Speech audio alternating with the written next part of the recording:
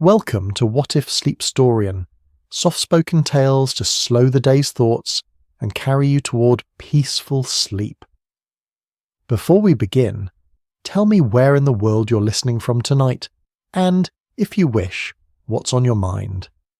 I read every note and love keeping quiet company across distances. If this brings you peace, a like and subscribe help me make more night-bound stories. Now, settle in, get comfortable, and breathe with me as we begin. The morning mist clung to Willow Hollow like a secret keeper's shawl, drifting between cottage chimneys and settling into the hollows where ancient oaks stretched their gnarled fingers toward a pearl-grey sky. The air carried the sweet dampness of October earth, mingled with the comforting smoke of coal fires just beginning to chase away the night's chill.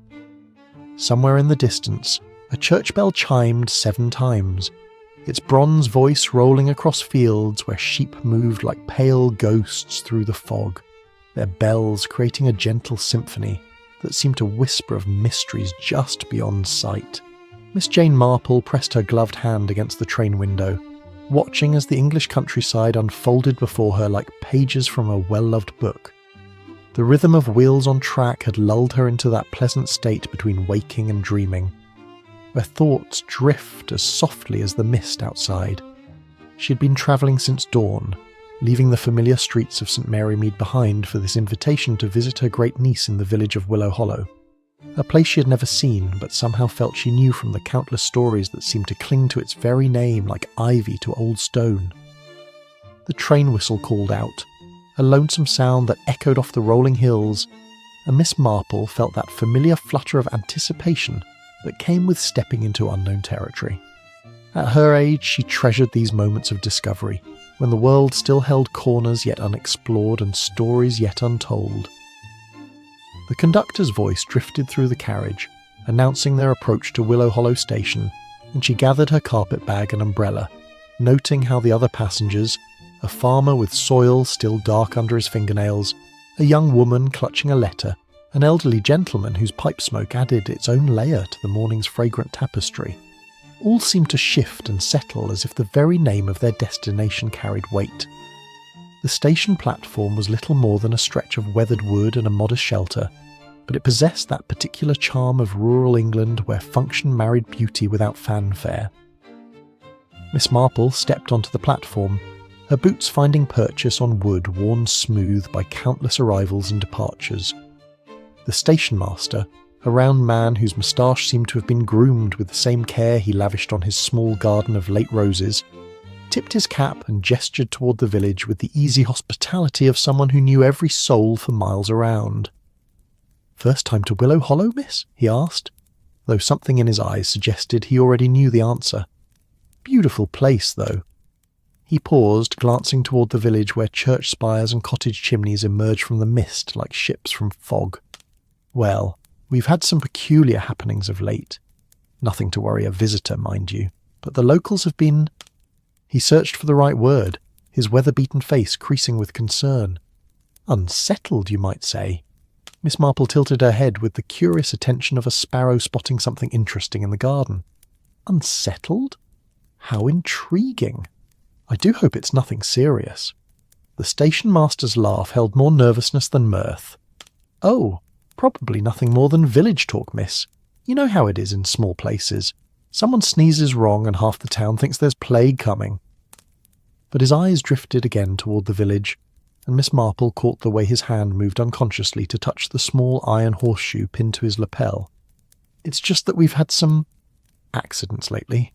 Strange ones, and there's talk of—" He lowered his voice as if the very words might summon unwanted attention. "Well, there's talk of the witch." The word hung in the morning air like morning mist, substantial enough to feel but impossible to grasp. Miss Marple felt that familiar tingle of interest that came when human nature revealed one of its more fascinating puzzles. In her experience, accusations of witchcraft said far more about the accusers than the accused, but she kept this observation to herself, merely nodding with the kind of polite interest that encouraged further confidence. "A witch," she repeated, gently adjusting her handbag strap. "How perfectly medieval. I don't suppose she rides a broomstick." The station master's face flushed slightly as if embarrassed by his own words. "Now, miss, I don't put stock in such nonsense myself, you understand. But there. There's a woman lives out at the edge of the village, Mrs. Blackthorne her name is, keeps to herself, grows herbs, has a way with sick animals, lives alone in that old cottage where the hollows get deepest and the mist lingers longest." He glanced around as if checking for eavesdroppers among the pigeons pecking at scattered grain. "People say she's behind the accidents. Say she's got a grudge against the village for some slight or another." Miss Marple absorbed this information with the careful attention of someone who understood that first impressions, like morning mist, often obscured more than they revealed. And what sort of accidents might these be? Well, there was the matter of Farmer Hensley's prize bull getting spooked so badly it broke through 3 fences and took off across the moor. Found him 2 days later, calm as you please, but he's never been the same since. Then there was the oak tree that came down across the main road, a tree that had stood for 300 years, mind you, and it picked the exact moment when young Timothy Walsh was driving his motor car to market. Missed him by inches, it did. The station master shook his head. And just last week the old stone bridge over Willow Creek developed a crack right down the middle. Been solid as the earth itself since Roman times, that bridge, and suddenly it's not safe for so much as a lamb to cross. The morning breeze stirred the mist, and Miss Marple caught the scent of wood smoke and something else. Something green and growing, like a garden after rain. She found herself studying the village that lay before them, noting how the houses seemed to cluster together as if seeking mutual comfort, their thatched roofs and mullioned windows speaking of centuries of quiet endurance. Willow Hollow appeared to be the sort of place where time moved at its own pace, where the rhythm of seasons mattered more than the ticking of clocks, and where everyone knew everyone else's business, which made the presence of a mysterious outsider all the more intriguing. "I don't suppose," Miss Marple said thoughtfully, "that anyone has actually seen Mrs. Blackthorne doing anything supernatural." The station master's moustache twitched. "Well, that's just it, miss. Nobody sees her doing anything at all. She keeps to herself, does her shopping early morning when the village is barely stirring, tends her garden, and minds her own business. But that's almost worse, isn't it? If she were out casting spells and brewing potions in full view, we'd know what we were dealing with. It's the not knowing that has people on edge." Miss Marple nodded with perfect understanding. Fear of the unknown was one of humanity's most reliable constants, as predictable as the tide and often just as destructive. She had seen it countless times in St. Mary Mead, how the simple act of being different, of not fitting into the expected patterns of village life, could transform an ordinary person into a figure of suspicion and dread. The fact that Mrs. Blackthorne appeared to be guilty of nothing more than living quietly and keeping her own counsel made the situation all the more interesting. A young man approached the platform, his boots crunching on the gravel and his breath visible in the cool air. He had the lean build of someone who worked with his hands and the slightly worried expression of someone carrying news he'd rather not deliver. The station master straightened, and Miss Marple detected a subtle shift in the atmosphere, like the moment before lightning strikes. "Morning, Mr. Caldwell," the young man said, touching his cap. "I'm to fetch the visitor for Mrs. Raymond." His eyes found Miss Marple with the polite curiosity of small-town courtesy. "That would be you, miss, if you're Miss Marple from St. Mary Mead." "Indeed I am," Miss Marple replied warmly. "And you would be?" "Peter Walsh, miss. I help out at the Raymond farm and other places as needed." He glanced at the station master, then back to Miss Marple. "Mrs. Raymond sends her apologies for not coming herself, but there's been another incident this morning." The word incident seemed to echo across the platform, and Miss Marple noticed how both men unconsciously looked toward the village, as if expecting to see smoke rising or hear the sound of calamity approaching on the morning breeze. The mist swirled around them, and somewhere in the distance a dog barked once and fell silent. "Nothing serious, I hope?" Miss Marple asked, though something in Peter Walsh's expression suggested otherwise. "It's Mrs. Henderson's cottage, miss. She woke this morning to find every flower in her garden withered black as coal, though they were blooming beautiful as you please when she went to bed last night. Perfect roses, prize dahlias, even the hardy chrysanthemums. all of them dead between sunset and sunrise. Peter's voice dropped to barely above a whisper, and there were marks in the earth around them, like footprints, but not quite. Too small for a person, too large for any animal we know. Miss Marple felt her eyebrows rise with genuine interest. In her experience, mysterious footprints were usually far more earthly in origin than their discoverers imagined, but they invariably made for fascinating puzzles. How very peculiar!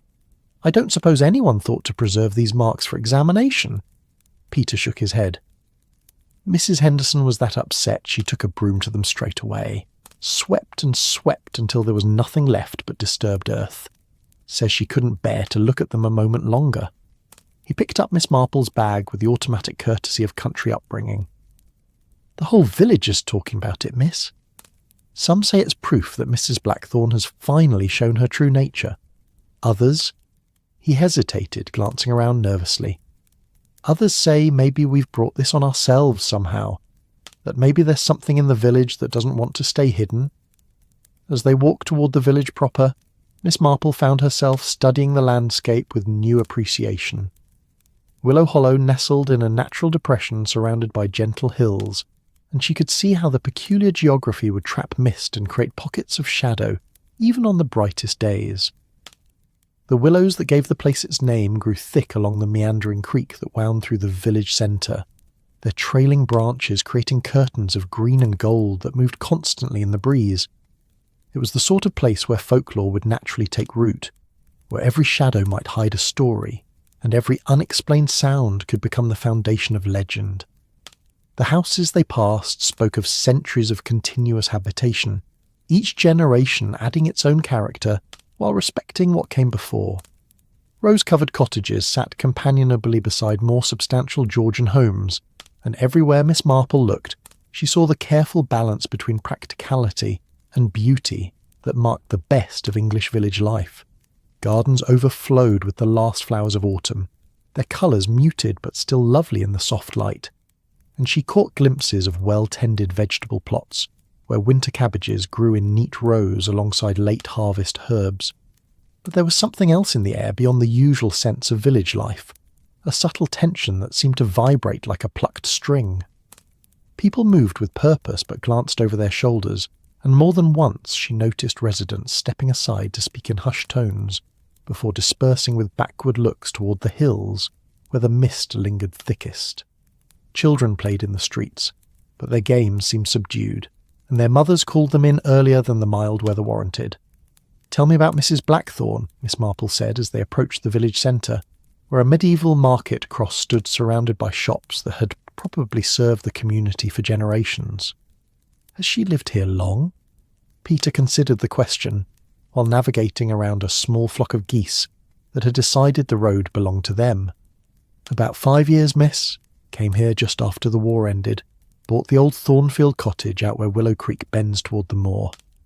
Paid cash, which set some tongues wagging, and moved in with nothing but a cart full of books and enough herbs to stock an apothecary."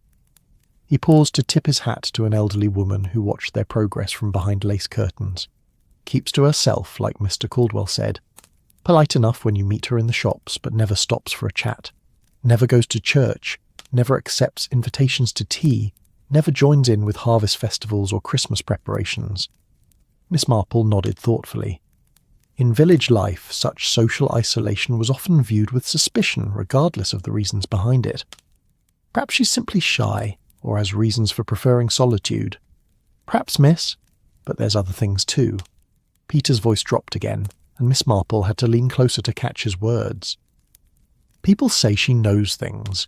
Old Mrs. Weatherby swears Mrs. Blackthorne warned her about her Tom's accident 3 days before it happened. Told her to keep the boy away from the mill wheel that week. And when little Sarah Morrison went missing last spring, they say Mrs. Blackthorne knew exactly where to find her, led the search party straight to the old badger set where the child had fallen asleep." "How fortunate," Miss Marple observed. "I should think the village would be grateful for such helpful insight." Peter's expression suggested the reality was more complicated. "Well, that's just it, miss. People don't know whether to be grateful or frightened. It's one thing to help when help's needed, but it's another to know things you shouldn't rightly know." makes people wonder what else you might know, and whether you might use that knowledge for harm instead of help. They had reached the heart of the village now, where the main road widened into a small square dominated by the market cross, and surrounded by shops whose painted signs creaked gently in the breeze. Miss Marple could see the baker's, identifiable by the warm golden light spilling from its windows and the heavenly scent of fresh bread. The greengrocer's, with its display of autumn vegetables arranged like a harvest still life. And the post office, which also seemed to serve as the unofficial centre of village communication, judging by the number of people clustering around its entrance despite the early hour. The conversation ceased as they passed, not with the sudden silence of guilt, but with the natural pause of curiosity. Miss Marple found herself the object of polite but thorough examination, and she smiled with the gentle acknowledgement of someone who understood the importance of proper introduction in village society. These were good people. She could sense it in their open faces and genuine concern. But they were worried people too, caught between rational scepticism and the ancient fear of things that went bump in the night. "Mrs. Raymond's house is just up the lane," Peter said, gesturing toward a comfortable-looking Georgian home set behind a garden where late roses still bloomed despite the season's advance. "She's been that excited about your visit, miss. Says it's been far too long since she's had proper family to fuss over." Miss Marple felt a warm glow of anticipation at the prospect of reunion with her great niece, but part of her attention remained focused on the mystery that seemed to hang over Willow Hollow like the morning mist. Somewhere in this peaceful village, fear was taking root and growing, fed by coincidence and watered by imagination. And at the centre of it all sat a woman who had apparently committed no greater crime than choosing to live differently from her neighbours. As they walked up the garden path, Miss Marple found herself thinking about the peculiar human tendency to seek simple explanations for complex events, and how quickly the unusual could become the sinister in the fertile soil of collective anxiety. The accidents that had befallen the village might well be nothing more than the sort of random misfortunes that plagued every community, but in the presence of a convenient scapegoat, they had been transformed into evidence of malevolent intent. The front door opened before they could knock, and a woman with greying hair and worried eyes rushed out to embrace Miss Marple with genuine affection. "Aunt Jane? Oh, how wonderful to see you, though I do wish it were under happier circumstances." "Dorothy, my dear," Miss Marple replied, returning the embrace warmly. "You look well, despite whatever troubles have been plaguing your lovely village." Dorothy Raymond's expression clouded slightly as she ushered them inside. "I'm afraid it's all rather unsettling, Aunt Jane.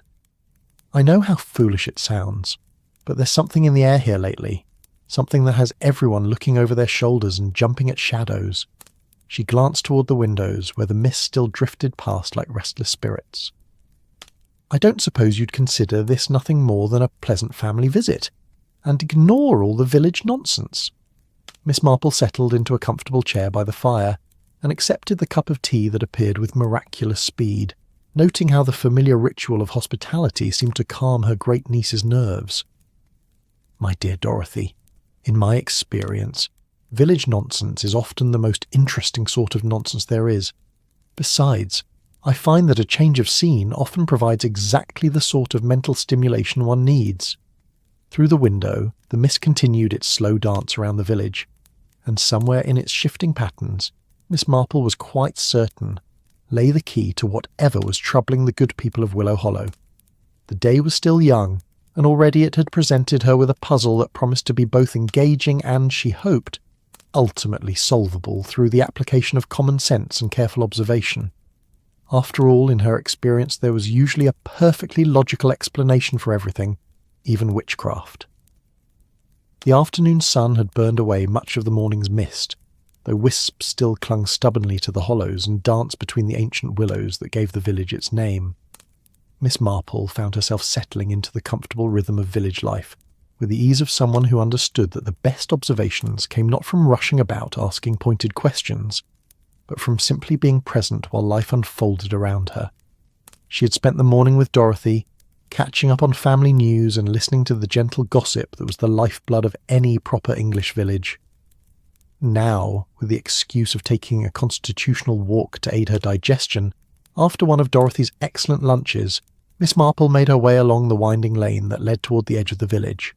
Her route, carefully chosen after studying Dorothy's hand-drawn map over tea and biscuits, would take her past the post office, around the duck pond where children fed stale bread to a collection of remarkably spoiled waterfowl, and eventually to the path that meandered alongside Willow Creek toward the moor. The village revealed itself differently in afternoon light than it had in the morning's atmospheric mist. Colours were sharper now, details clearer, and Miss Marple could see how beautifully maintained everything was despite the underlying current of anxiety she had sensed earlier. Gardens showed the careful attention of people who took pride in their homes, and the main street bore evidence of a community that valued both tradition and gentle progress. The telephone wires strung between posts spoke of modernity's careful advance into rural England, while the horse trough by the market cross reminded her that change came slowly to places like Willow Hollow. As she walked, Miss Marple became aware of being observed, not with hostility, but with the frank curiosity that was a stranger's due in a place where everyone knew everyone else's business going back 3 generations. Curtains twitched at her passage, and she caught glimpses of faces at shop windows, all perfectly polite but unmistakably interested in the newcomer's movements. She smiled and nodded to those bold enough to acknowledge her directly, noting how their expressions ranged from welcoming to worried, depending on where her path seemed to be leading. Mrs. Henderson's cottage proved easy to identify even without Dorothy's directions. The small crowd gathered outside the garden gate, speaking in hushed tones, while gesturing toward the devastated flower beds, marked it as clearly as a signpost. Miss Marple approached with the measured pace of someone taking a casual stroll, though her sharp eyes were already cataloguing details that the emotional observers might have missed. The destruction was indeed dramatic. What had clearly been a prize-winning garden the day before now looked as if winter had arrived with sudden, brutal efficiency. Roses that should have bloomed for weeks yet lay withered on their stems, their petals scattered like dark confetti across paths that had been swept so vigorously that the earth showed rake marks in neat parallel lines. Dahlias that had obviously been the pride of the garden stood like blackened sentinels, their once magnificent heads hanging in defeat, while even the hardy chrysanthemums that typically laughed at early frost showed the same mysterious blight. "Terrible sight, isn't it?" said a voice beside her, and Miss Marple turned to find a pleasantly round woman with flower-dusted hands and the sort of practical apron that marked her as someone accustomed to feeding others. "Mrs. Pemberton," the woman introduced herself. "I run the bakery with my husband." Poor Mrs. Henderson is beside herself, and who can blame her? 30 years she's been nursing that garden, and now look at it. Miss Marple murmured appropriate sympathy while studying the pattern of destruction. To her experienced eye, there was something almost too thorough about the devastation, as if whatever had caused it had been remarkably efficient in its work. "I don't suppose anyone heard anything unusual during the night," Mrs. Pemberton shook her head. "Nothing at all, which is part of what has everyone so unsettled. You'd think something this dramatic would make some sort of noise, wouldn't you? A storm, or wind, or at least the sound of an animal rooting about. But Mrs. Henderson says she slept peacefully as a lamb, and her bedroom window looks right out over the garden." An elderly man with a walking stick and the careful posture of someone whose joints protested morning dampness joined their conversation. "Name's Weatherby," he said, touching his cap. "Been living in this village for 73 years, and I've never seen the like. Plants don't just die overnight without cause, and healthy plants certainly don't turn black as coal unless there's been frost hard enough to kill a man, which there most certainly wasn't." Miss Marple nodded thoughtfully. "I don't suppose you noticed any unusual scents this morning. Sometimes plants affected by disease or pest infestation give off distinctive odours." Mr. Weatherby's weathered face creased in concentration. "Now that you mention it, there was something. Not unpleasant, mind you, but unusual. Like green herbs crushed underfoot, but sharper, almost medicinal." He glanced around nervously. "My Tom mentioned it too when he came to help Mrs. Henderson clear away the worst of it. Said it reminded him of the smell that hangs around the apothecary shop in the next village." Mrs. Pemberton's expression grew troubled. "There's only one person hereabouts who deals in medicinal herbs, and that's—" She lowered her voice, though. They were standing in a public lane with no one particularly close. "Well, that's Mrs. Blackthorne. Lives out in the old Thornfield cottage where the creek bends toward the moor. Keeps a garden full of plants most of us wouldn't recognise, and folks say she knows more about what grows in these parts than anyone has a right to." Miss Marple felt that familiar tingle of interest that came when puzzle pieces began to suggest a pattern, even if the picture remained unclear. She sounds like a knowledgeable gardener. Has anyone thought to ask her opinion about what might have caused this damage? The silence that greeted this perfectly reasonable suggestion spoke volumes. Mr. Weatherby shifted uncomfortably, and Mrs. Pemberton's flour-dusted hands twisted her apron. Finally, the baker's wife spoke with the careful tone of someone trying to be fair while harbouring serious doubts. "Well, you see, miss, that's rather the problem. Mrs. Blackthorne isn't... that is, she doesn't..." Mrs. Pemberton searched for diplomatic phrasing. "She keeps very much to herself, does Mrs. Blackthorne. Polite enough when you meet her in the shops, but not what you'd call sociable. And with all these strange happenings lately, well, people are beginning to wonder if maybe there's more to her withdrawal than simple shyness." Mr. Weatherby nodded gravely. "It's the timing that troubles folks. She moves to our village 5 years ago, quiet as you please, and for the first few years nothing unusual happens. But this summer, suddenly we're having more accidents and strange occurrences than we've seen in decades. Makes people think you understand." Miss Marple understood perfectly, though perhaps not in the way Mr. Weatherby intended. She had seen this pattern before, how coincidence could be transformed into causation when fear needed a focal point, and how the simple act of being different could make someone a convenient explanation for unexplainable events. The human need to assign blame for misfortune was as old as civilization itself, and usually said more about the blamers than the blamed. "I think," she said gently, "that I should very much like to meet this Mrs. Blackthorne. If she's as knowledgeable about plants as you suggest, she might have insights that could prevent this sort of thing from happening to other gardens." The suggestion was met with a sort of polite but horrified silence usually reserved for proposals to walk through a graveyard at midnight or take tea with known criminals. Mrs. Pemberton's eyes widened, and Mr. Weatherby actually took a step backward, as if the very idea might be contagious. "Oh, miss," Mrs. Pemberton said earnestly, "I don't think that would be wise at all. I mean, she's never done anything directly threatening, mind you, but there's something about her that makes people uncomfortable. The way she looks at you, as if she's seeing things you'd rather keep private, and the stories people tell..."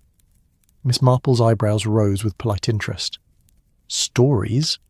Mr. Weatherby glanced around to ensure they wouldn't be overheard, then leaned closer. "My grandson works for the postal service, delivers letters and packages around the county.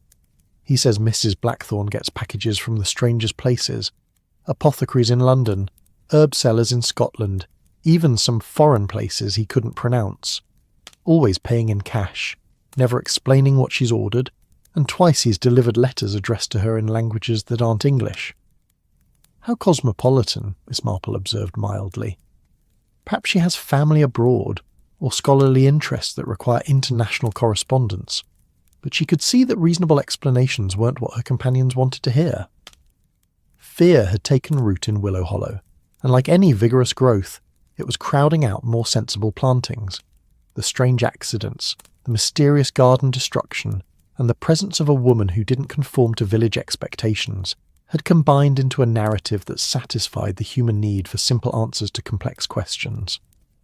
"Well," she said, checking the small watch pinned to her coat, "I think I'll continue my walk. The afternoon is so lovely, and I understand there are some beautiful views once you reach the creek path." Mrs. Pemberton looked alarmed. "But miss, that path leads right past the Thornfield cottage." And with evening coming on and the mist starting to gather again, Miss Marple smiled with the serene confidence of someone who had faced down genuine dangers and found that most fears dissolved when met with practical common sense. "I'm sure I'll be perfectly safe. After all, what harm could come to an elderly lady taking a perfectly innocent walk on a public path?" She left them standing by Mrs. Henderson's ruined garden, their worried voices following her like the distant sound of bells. The path along Willow Creek proved every bit as charming as Dorothy had promised, winding between pollarded willows whose trailing branches created natural arbours overhead. The water ran clear and shallow over smooth stones, making a gentle music that seemed to wash away the tensions of the village and replace them with the deeper peace of the countryside. As she walked, Miss Marple found herself thinking about the curious psychology of small communities, how the very qualities that made village life so appealing, the close-knit relationships, the shared knowledge of everyone's business, the comfort of familiar routines, could also make them vulnerable to collective anxieties. When everyone knew everyone else, the arrival of someone who chose to remain unknown created a void that imagination rushed to fill. The path curved away from the main village now, following the creek's meandering course toward the open moor. Here, the willows gave way to older trees, oaks and ash that had probably stood when the first stones of Willow Hollow were laid. The air grew cooler and carried different scents: wild herbs, damp earth, and the faint sweetness of late-blooming heather. Somewhere ahead, she could see where the formal cultivation of the village edges gave way to the wilder beauty of the English countryside, and there, where the creek made a pronounced bend toward the rising ground of the moor, stood the cottage that had become the focus of so much speculation and fear. Thornfield Cottage was older than most of the village buildings, probably dating from the Tudor period judging by its timber framing and steep-pitched roof. But age had been kind to it, or perhaps it had been lovingly maintained by generations of careful owners. The half-timbering showed no signs of rot, the thatch lay thick and even, and the mullioned windows sparkled in the afternoon light. It sat in a natural depression, where several old trees provided shelter from winter winds, and Miss Marple could see immediately why someone seeking solitude would choose such a spot. What made her pause and study the scene more carefully, however, was the garden. If Mrs. Henderson's garden had been a showcase of traditional English flowers arranged with geometric precision, this was something altogether different. The space around the cottage flowed with the organic curves of a much older tradition, where plants were valued for their usefulness as much as their beauty. Herbs grew in carefully tended beds that followed the natural contours of the land, and Miss Marple recognised many of them from her own modest attempts at medicinal gardening. Lavender for soothing nerves, chamomile for restful sleep, comfrey for healing cuts and bruises. But there were other plants too, ones she couldn't identify, with unusual leaf shapes and subtle flowers that seemed to catch the light in unexpected ways. The overall effect was of a garden that had grown according to some inner logic rather than imposed design, and she found it far more beautiful than the rigid formality favoured by most village gardeners. A movement near the cottage door caught her attention, and Miss Marple felt her pulse quicken with anticipation. A woman emerged from what appeared to be a small outbuilding, carrying a basket filled with freshly cut herbs. She was perhaps 50 years old, with dark hair touched by silver and pulled back in a practical knot. Her dress was simple but well made, in a shade of deep green that complemented the garden around her, and she moved with the easy confidence of someone completely at home in her surroundings. This, then, was the mysterious Mrs. Blackthorne, the woman whose very existence had become a source of village speculation and increasingly fear. Miss Marple studied her with the careful attention she usually reserved for particularly interesting specimens of human nature. There was nothing remotely sinister about the woman's appearance. She looked, if anything, like a genteel governess, or perhaps a retired teacher who had chosen country life over urban sophistication. Her face was intelligent and thoughtful, with the sort of fine bone structure that aged gracefully, and her movements suggested both physical health and mental alertness. As if sensing observation, Mrs. Blackthorne looked up from her herbs and met Miss Marple's gaze directly. For a moment they regarded each other across the garden space. The village newcomer and the curious visitor and Miss Marple felt that peculiar recognition that sometimes occurred between kindred spirits. Mrs. Blackthorne set down her basket and approached the low stone wall that separated her garden from the public path. Her smile was cautious but genuine, and when she spoke her voice carried the cultured tones of education rather than the rural accent Miss Marple had expected. "Good afternoon," she said politely. "I don't believe we've been introduced. I'm Evelyn Blackthorne, Jane Marple. Miss Marple replied, returning the smile with interest. I'm visiting my great-niece in the village and thought I'd explore some of your lovely countryside. I hope you don't mind my admiring your garden. It's quite extraordinary. A flash of genuine pleasure crossed Mrs. Blackthorn's features. Thank you. It's taken several years to establish, but I think it's finally beginning to find its proper character. She gestured toward the herb beds with obvious pride.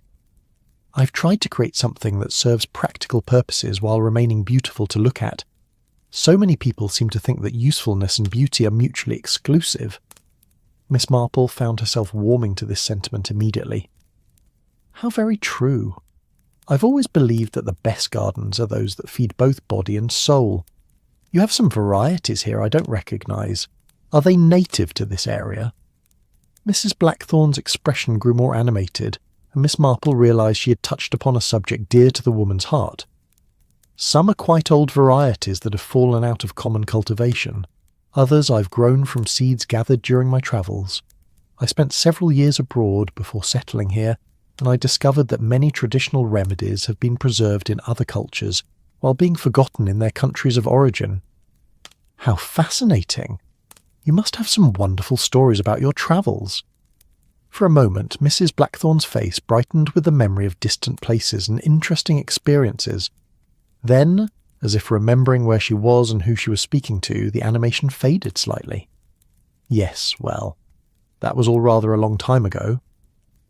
I find I prefer the quiet life these days. Miss Marple sensed the withdrawal and respected it, though she filed the information away for future consideration.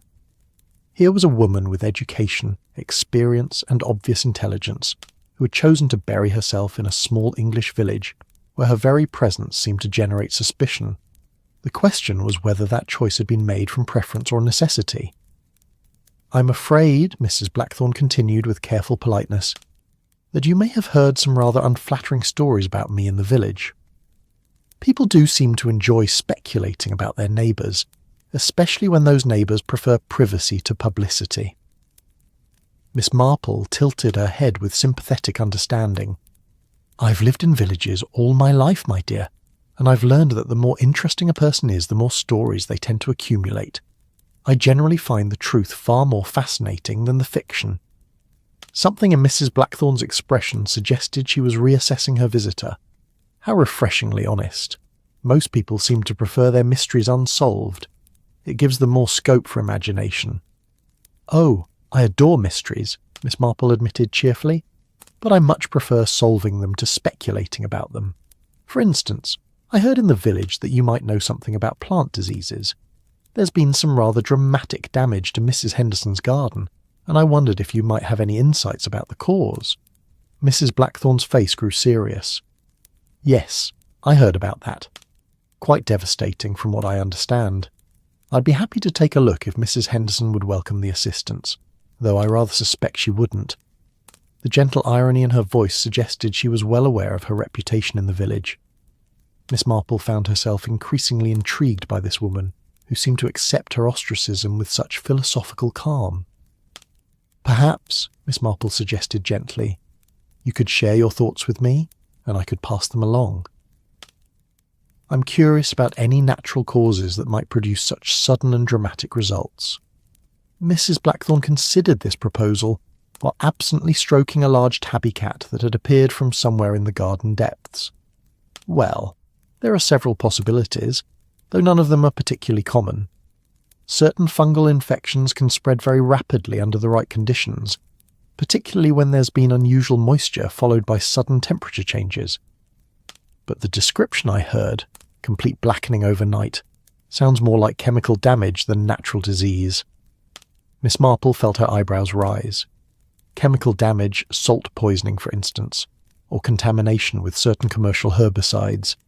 Both can produce the sort of rapid, thorough destruction you're describing. Mrs. Blackthorn's expression grew thoughtful.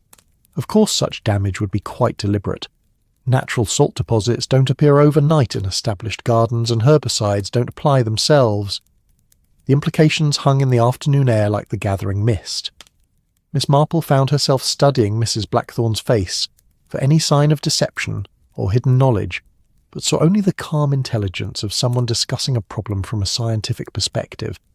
How unfortunate, Miss Marple said quietly, that someone would deliberately destroy such a beautiful garden. Indeed. Though I suppose Mrs.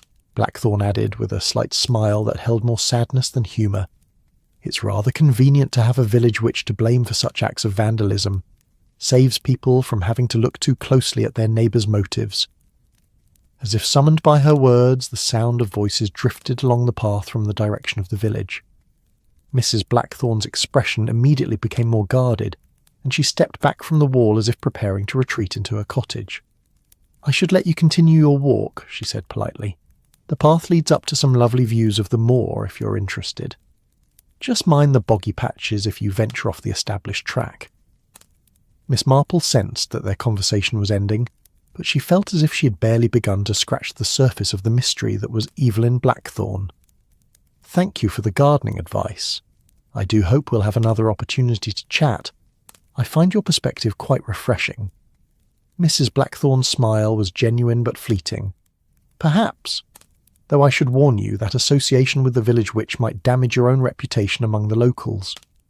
"Oh, my dear," Miss Marple replied with a gentle laugh.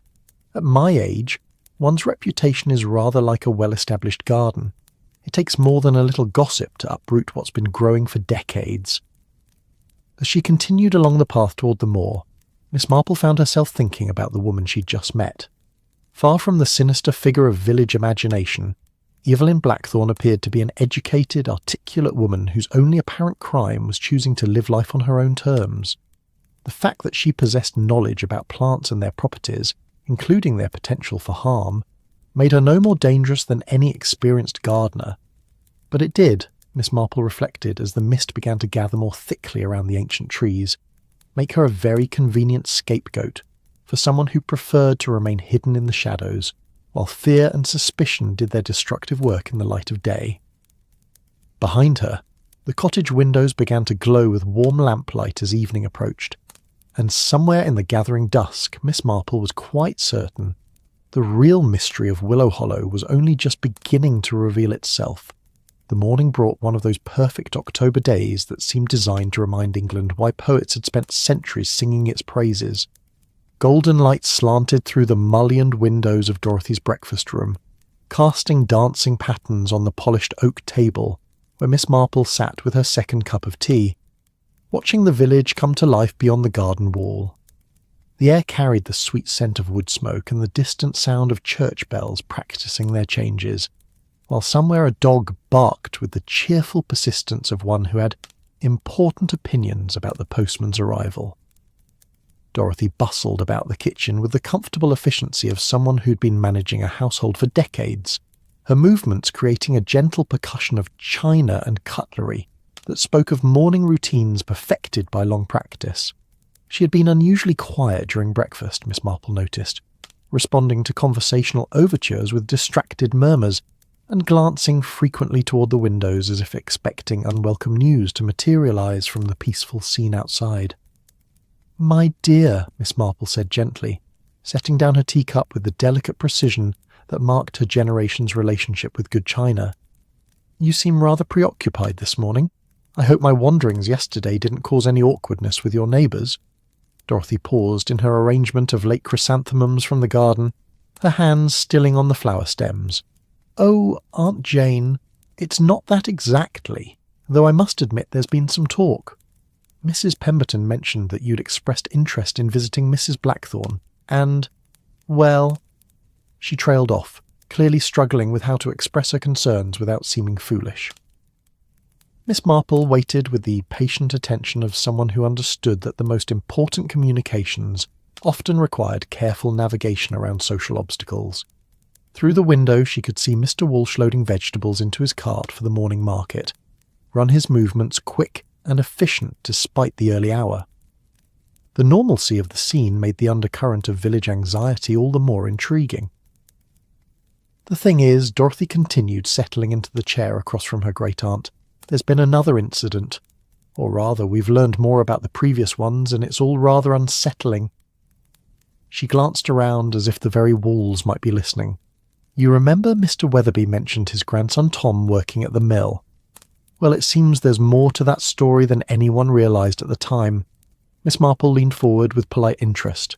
Oh, Tom was working alone that evening, you see, cleaning the great wheel after the day's grinding was finished. It's dangerous work. Those wheels are massive things, and if you slip... Dorothy shuddered delicately. Well, accidents at mills are often fatal, but Tom swears that just as he was positioning himself to clean the lower paddles, he heard someone calling his name from outside. A woman's voice, urgent and insistent, telling him to come away from the wheel immediately. The morning light continued its gentle dance across the breakfast table, but Miss Marple felt her attention sharpen with the familiar tingle that came when human behaviour revealed unexpected patterns. How fortunate that someone was concerned for his safety. Yes, well, that's just the thing, Dorothy said, lowering her voice despite their privacy. When Tom went outside to see who had called him, there was no one there. Not a soul in sight, and no sound of footsteps or a cart moving away. Just the evening mist and the smell of... She paused, clearly reluctant to continue. The smell of what, dear? Herbs, Tom said. Like a garden after rain, but sharper, medicinal. Dorothy's hands twisted her napkin unconsciously, and not 5 minutes after he came outside, something went wrong with the wheel mechanism. A wooden gear that had worked perfectly for 30 years suddenly cracked straight through, and if Tom had been down there cleaning when it happened... Miss Marple absorbed this information while watching a pair of robins conduct what appeared to be a territorial dispute in the garden hedge. The birds' aggressive posturing provided an amusing counterpoint to the serious nature of Dorothy's revelation, and she found herself thinking about the curious ways in which significant events often played out against perfectly ordinary backgrounds. I suppose, she said thoughtfully, that Tom was grateful for the warning, regardless of its source. Dorothy nodded earnestly. Oh, absolutely. He credits that voice with saving his life.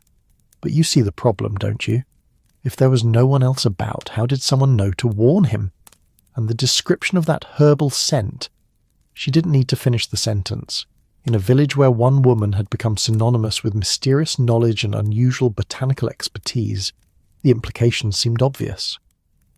Miss Marple sipped her tea while considering the story's implications. In her experience, when coincidences began to accumulate around particular individuals, it usually indicated either deliberate manipulation or careful observation that others had missed. The question was which category Mrs. Blackthorne's apparent prescience might fall into. Has anyone thought to ask Mrs. Blackthorne directly about these incidents? She inquired mildly. Dorothy's expression suggested this was roughly equivalent to proposing a casual chat with a sleeping dragon. Oh, Aunt Jane, people don't really... That is, she isn't the sort of person one approaches casually. And besides, what would one say? Excuse me, but did you happen to save young Tom's life through supernatural means? It sounds rather mad when you put it like that. Miss Marple smiled gently. It does indeed. Though I've found that direct questions often produce surprisingly useful answers, even when they seem impertinent. People appreciate honesty more than we generally assume. Before Dorothy could respond to this observation, the sound of rapid footsteps on the garden path drew their attention to the window.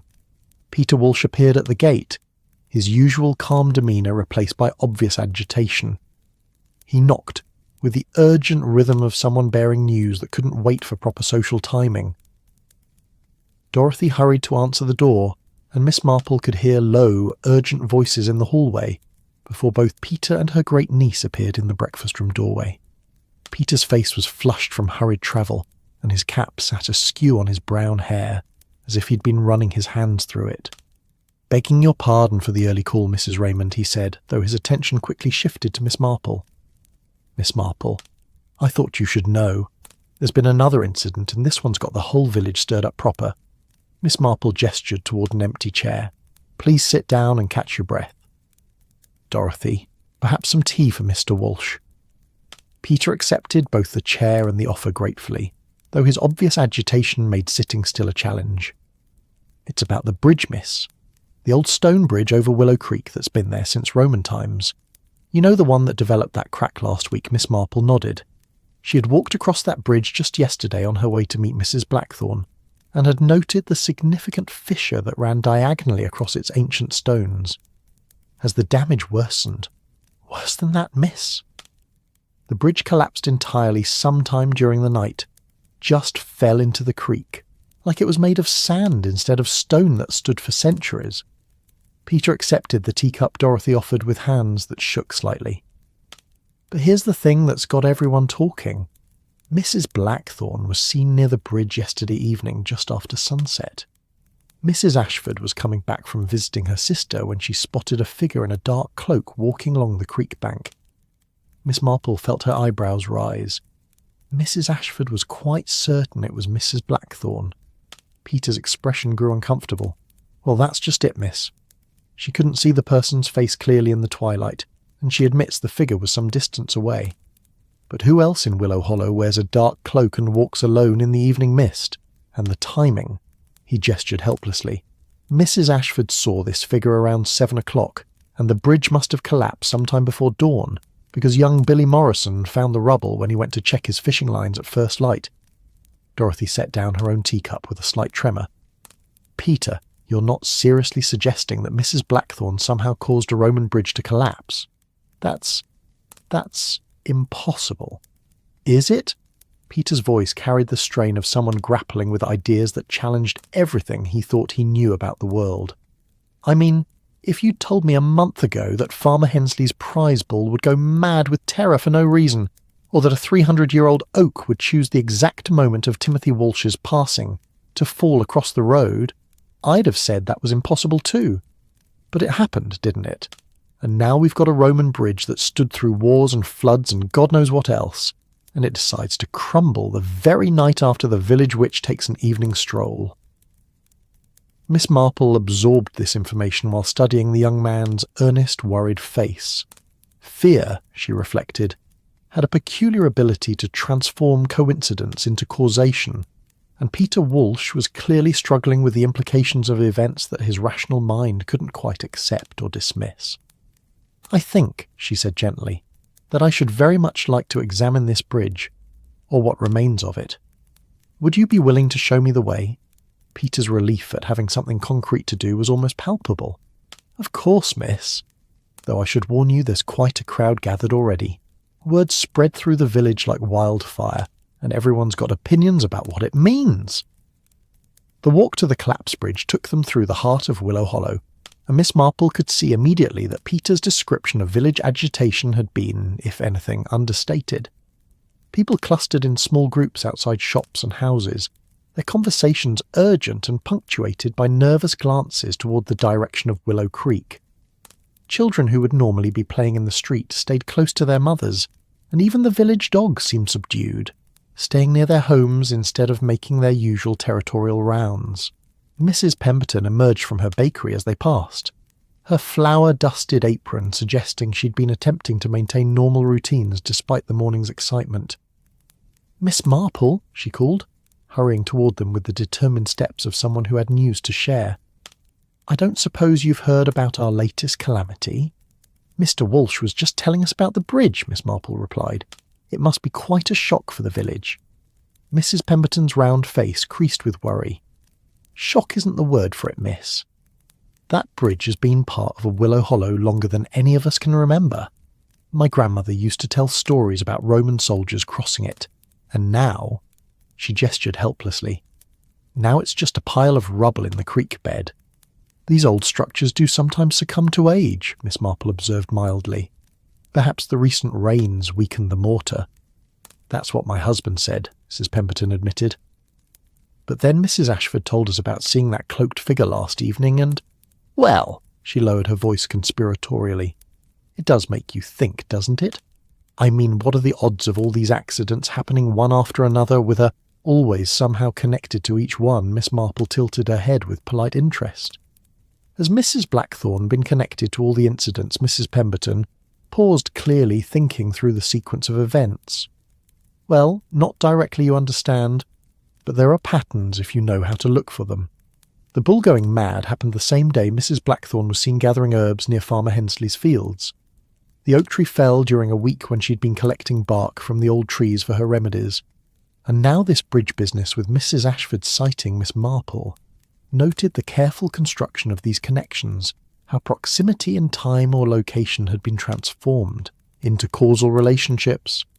It was a fascinating example of how the human mind sought patterns even when dealing with essentially random events, and how the presence of an obvious focal point could organise scattered coincidences into a seemingly coherent narrative. Of course, Mrs. Pemberton continued, there's also the matter of her knowing things she shouldn't know, like warning Tom about the mill wheel, or knowing where to find little Sarah when she went missing. It's as if she can see things that haven't happened yet, or know things about people that they haven't told anyone. They had reached the bridge site now, or rather the place where the bridge had stood. Miss Marple found herself looking down at what had indeed been a remarkable structure, reduced to tumbled stones and broken arches. The collapse had been thorough and dramatic, leaving only the foundation stones on either side of the creek to mark where travellers had crossed for nearly 2 millennia. A small crowd had gathered, maintaining the respectful distance that English people instinctively preserved around scenes of destruction. Miss Marple recognised several faces from her previous day's wanderings, though the expressions were universally more troubled than they had been during casual street encounters. Mr. Weatherby stood near the water's edge, poking at the rubble with his walking stick and shaking his head with the bewilderment of someone who had seen too many changes in one lifetime. 73 years I've been crossing this bridge, he was saying to anyone who would listen. Carried me to school as a boy, to church every Sunday, to work and back home again for more years than I care to count. And now look at it. Miss Marple approached him with the careful respect due to both his age and his obvious distress. I'm so sorry for your loss, Mr. Weatherby. It must be particularly difficult when something so permanent suddenly isn't. He looked up at her with rheumy eyes that held both sadness and confusion. That's just it, miss. Things like this aren't supposed to happen. Bridges don't just fall down for no reason, especially not bridges that have stood since before England was properly England. There has to be a cause, doesn't there? Something that explains it all. Miss Marple studied the fallen stones, noting how they had tumbled into the creek bed in what appeared to be a natural pattern of collapse. The ancient mortar had indeed given way, probably weakened by the combination of age, weather, and the subtle movements that affected all old structures over time.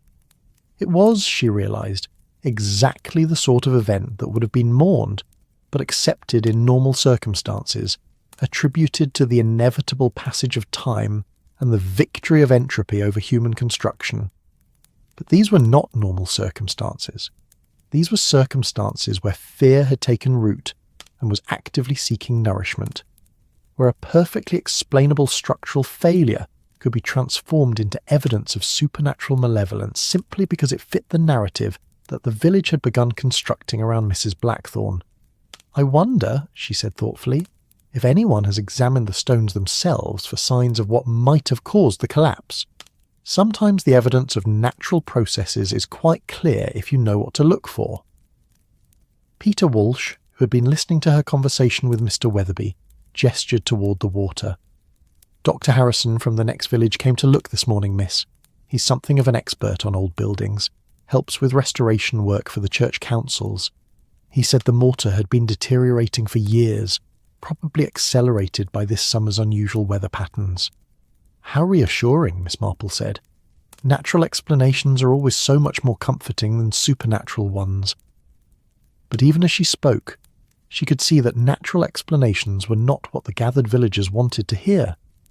There was something almost disappointing in their expressions, as if the promise of mystery and magic was more appealing than the mundane reality of old bridges succumbing to old age. Mrs. Ashford, a thin woman with sharp features and the alert expression of someone who prided herself on noticing details, others missed, approached their group with the purposeful stride of someone who had information to share. I've been thinking about what I saw last evening, she announced without preamble, and I'm more certain than ever that it was Mrs. Blackthorne walking along the creek. The way she moved, the cut of that cloak, and especially the fact that she was carrying something. Miss Marple's attention sharpened. Carrying something, a bag or basket of some sort. I couldn't see it clearly in the twilight, but she definitely had something in her hands. And now, knowing what's happened to the bridge, Mrs. Ashford's expression suggested she felt vindicated in her suspicions. "What time did you say this was?" Miss Marple asked. "Just after 7, when the light was beginning to fade, but before full darkness. I was taking the long way home from my sister's cottage because the evening was so pleasant, and I happened to glance toward the creek." Mrs. Ashford's voice grew more confident as she recounted her story. "At first I thought it was just a trick of the light, shadows moving in the mist. But then I realised it was a person, walking quite deliberately along the bank toward the bridge." Miss Marple absorbed this information while watching the water flow around and over the fallen stones. The creek ran shallow here, probably no more than 3 feet deep even in its centre, and the current was gentle enough that a person could wade across without much difficulty. The bridge's collapse, while symbolically significant, hadn't actually cut off access between the two sides of the village. "I don't suppose," she said carefully, "that you noticed which direction this person was walking, toward the bridge or away from it?" Mrs. Ashford frowned in concentration. "Toward it, I think. Yes, definitely toward it. And there was something about the way she moved. Purposeful, you know, not like someone taking a casual evening stroll, but like someone with a specific destination in mind."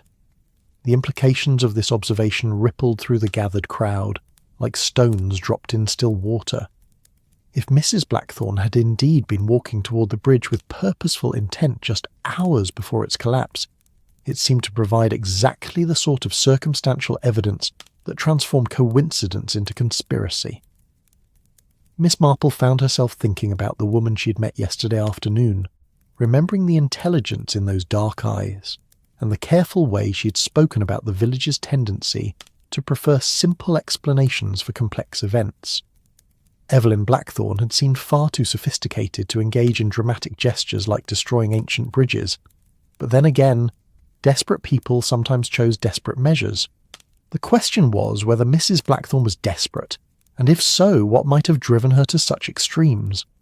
"Well," said a new voice, and Miss Marple turned to see a man she didn't recognise approaching the group.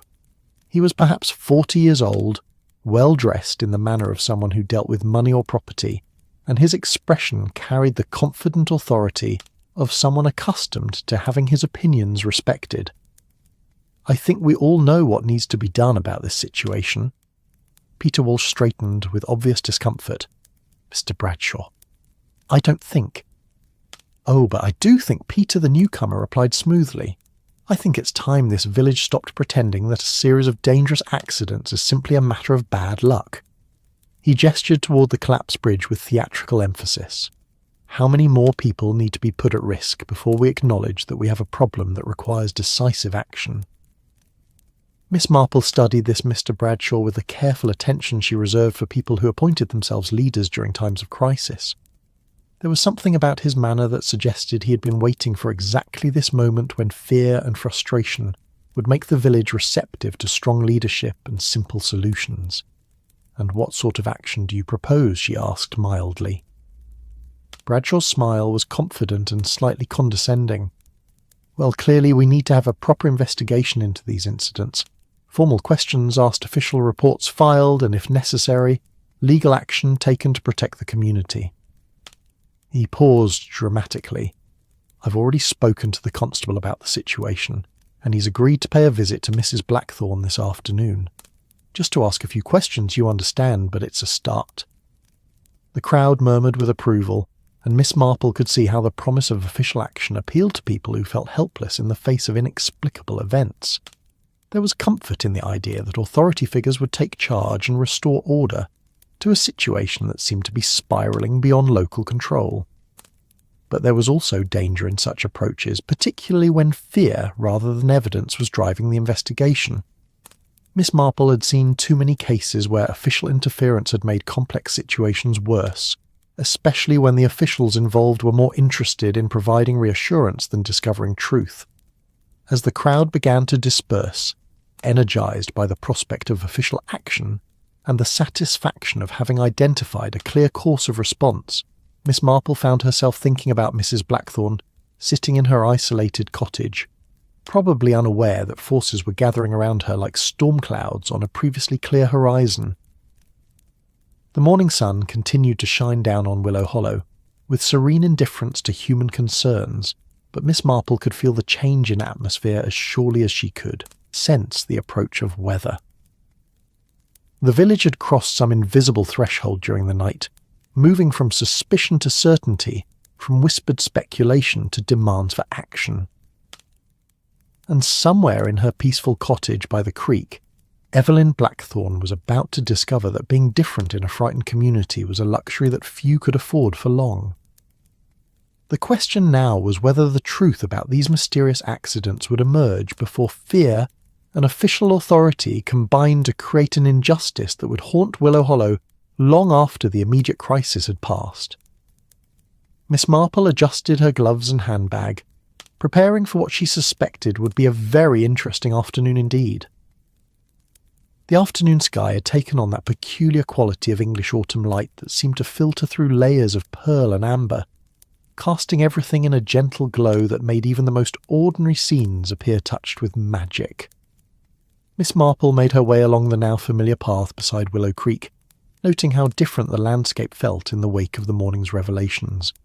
The absence of the ancient bridge created an unexpected gap in the visual harmony of the scene, like a missing tooth in an otherwise perfect smile, and she found herself pausing to study the tumbled stones that had once carried Roman legions across these same waters.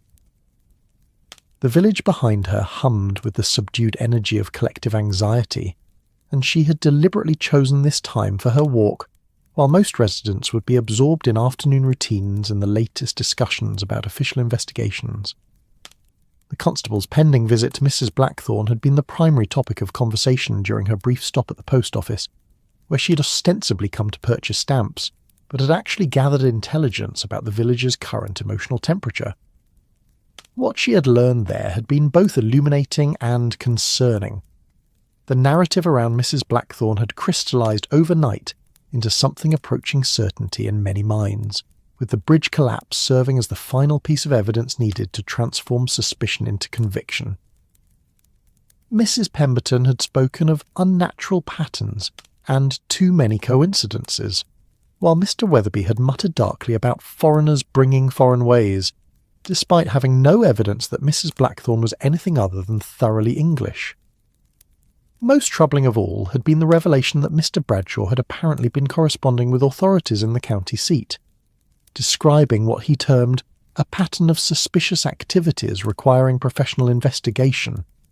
The prospect of the outside officials arriving with preconceived notions and limited understanding of village dynamics struck Miss Marple as a recipe for injustice, particularly when the accused party appeared to have no advocates among the local population. The path curved away from the collapsed bridge site, following the creek's meandering course toward the wilder country, where Mrs. Blackthorne had chosen to make her home. Here, the cultivated order of village gardens gave way to something more ancient and less controlled, where old willows dipped their branches into dark water, and the air carried scents of wild herbs and distant moorland. It was the sort of landscape that had probably looked much the same when the Romans first crossed this valley, and Miss Marple found something profoundly comforting in its timeless quality. As she approached the cottage, she could see smoke rising from the chimney in a steady, peaceful stream that spoke of domestic tranquillity rather than supernatural machinations. The herb garden appeared even more beautiful in afternoon light, with late-blooming flowers adding unexpected splashes of colour among the more practical plantings, and she caught glimpses of movement that resolved into several cats engaged in the serious business of afternoon hunting among the foliage. Mrs. Blackthorne emerged from what appeared to be a small greenhouse, or conservatory, attached to the cottage's eastern wall, carrying a tray of seedling pots, and moving with the unhurried grace of someone absorbed in work she genuinely enjoyed. She wore a simple brown dress today, practical and well cut, with a gardening apron that showed evidence of recent contact with earth and growing things. Her dark hair was pinned back loosely, allowing a few strands to escape and catch the light, and her expression held the peaceful concentration of someone who had found her proper place in the world. Miss Marple approached the garden gate with the careful courtesy due to someone who might or might not welcome visitors, but convinced her that subtlety was a luxury they could no longer afford. "Good afternoon, Mrs. Blackthorne," she called softly, not wanting to startle someone who was probably already feeling the pressure of village scrutiny. Mrs. Blackthorne looked up from her seedlings with the alert attention of someone who had learned to be cautious about unexpected visitors.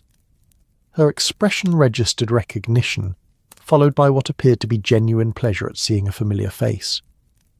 "Miss Marple," she replied, setting down her tray and approaching the gate with careful steps.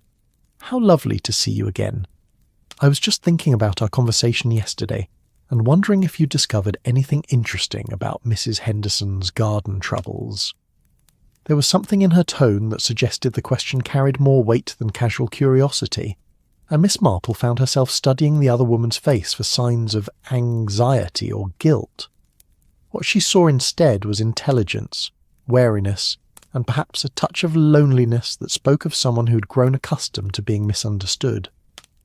"Actually," Miss Marple said gently, "I was hoping we might continue that conversation. I've learned some rather disturbing things about the village's recent difficulties, and I suspect you might have insights that could prove valuable." Mrs. Blackthorne's expression grew more guarded, but she gestured toward the cottage with resigned politeness. "Of course. Would you care to come in for tea? I was just about to put the kettle on, and I find these sorts of conversations go better with proper refreshments." The cottage's interior proved as charming as its exterior had promised, with low-beamed ceilings and mullioned windows that created pools of golden light on polished wood floors. The main room served multiple purposes, combining sitting area, dining space, and what appeared to be a working area for botanical preparations. Books lined every available wall space, their leather bindings creating a warm tapestry of browns and golds, while dried herbs hung in fragrant bundles from the ceiling beams. Miss Marple found herself cataloguing details with the automatic efficiency of long practice. The books appeared to be an eclectic mixture of botanical texts, travel narratives, and what looked like academic treatises on subjects ranging from chemistry to archaeology. A writing desk near the largest window held neat stacks of correspondence, and what appeared to be research notes written in several different hands, while a corner table displayed an impressive collection of botanical specimens preserved in glass containers.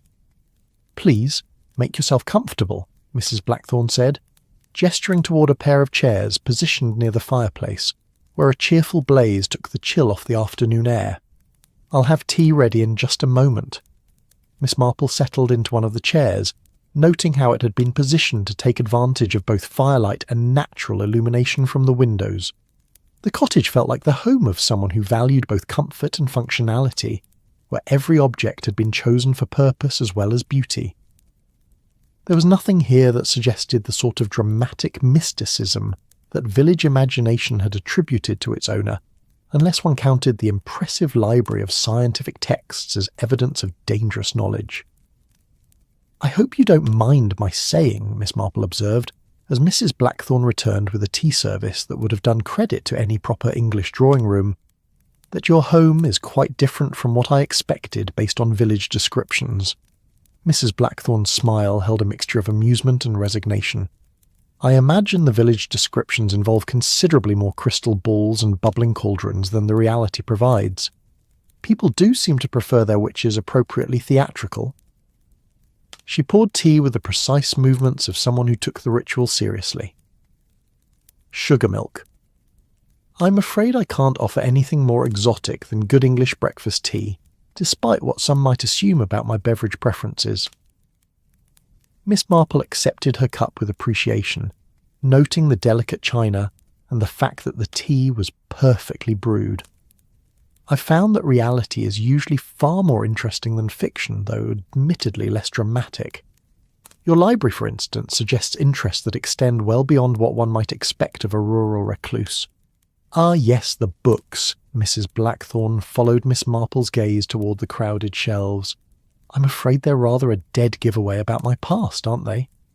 It's difficult to maintain the mystique of exotic foreignness when half one's collection consists of perfectly ordinary English academic texts." Miss Marple sipped her tea thoughtfully. "May I ask what brought you to Willow Hollow? It seems an unusual choice for someone with such obviously cosmopolitan interests." For a moment, Mrs. Blackthorn's composure seemed to waver, and Miss Marple caught a glimpse of something that might have been pain or regret flickering across her features. Then the careful courtesy returned, though perhaps with more effort than before. "I taught for many years at a women's college," she said quietly, settling into the chair opposite Miss Marple's. "Botany and natural sciences, with particular emphasis on the traditional uses of medicinal plants. It was work I loved, research that felt genuinely important, and colleagues who shared my passion for discovery." She paused, staring into the fire. "But the war changed many things, as I'm sure you understand. Institutions that had seemed permanent suddenly found themselves restructuring their priorities." Miss Marple nodded with sympathetic understanding. "The Great War had indeed changed many things, not least the opportunities available to educated women who had briefly found doors opening during the crisis, only to see them closing again as men returned and traditional roles were reasserted. Budget constraints, I suppose," she said gently. "Among other things." Mrs. Blackthorn's tone suggested there had been complications beyond simple financial considerations. There were also questions about the appropriateness of certain research directions, particularly studies that dealt with traditional healing practices that hadn't received official medical approval. Some of my colleagues felt that such work was becoming too controversial for a respectable academic institution. Miss Marple began to see the outlines of a story that was both more mundane and more poignant than village speculation had suggested.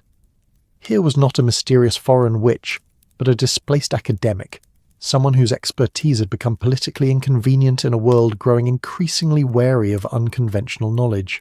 "So you came here seeking peace and the opportunity to continue your research privately?" Something like that. Mrs. Blackthorn's smile was rueful. "I thought a small village would appreciate someone with practical knowledge of plant medicine, and that I could pursue my studies without institutional interference. I hadn't anticipated that scholarly isolation might be interpreted as something more sinister." The admission hung in the air between them, and Miss Marple felt her heart go out to this woman who had apparently committed no greater crime than being intellectually curious in a world that had grown suspicious of intellectual curiosity. The irony of the situation was not lost on her. Mrs. Blackthorn had sought refuge from academic narrow-mindedness, only to encounter an even more primitive form of prejudice in rural England. "I'm afraid," Miss Marple said carefully, "that your timing regarding recent village troubles has been rather unfortunate. People are looking for explanations, and when explanations are scarce, they sometimes settle for scapegoats." Mrs. Blackthorn set down her teacup with deliberate precision. "Yes, I've gathered as much from the way conversations cease when I enter shops, and the fact that children have started crossing the street to avoid passing too close to my gate." Her voice remained level, but Miss Marple detected the hurt underlying the composure. "I suppose it was inevitable, really. A woman living alone, pursuing unusual interests in a community where everyone has known everyone else for generations. I must have seemed like a particularly convenient target when things began going wrong." "About those things going wrong," Miss Marple said gently, "I wonder if you might share your thoughts on the recent accidents. Your scientific background might provide insights that others have missed." Mrs. Blackthorn was quiet for a long moment, and Miss Marple could see her weighing the wisdom of candid discussion against the risks of providing information that might be misinterpreted. Finally, she rose and moved to the writing desk, returning with a leather-bound notebook that she opened to pages filled with neat handwriting and precise sketches. "I've been keeping records," she said simply. Partly from old academic habits, and partly because the pattern of incidents seemed unusual. She handed the notebook to Miss Marple.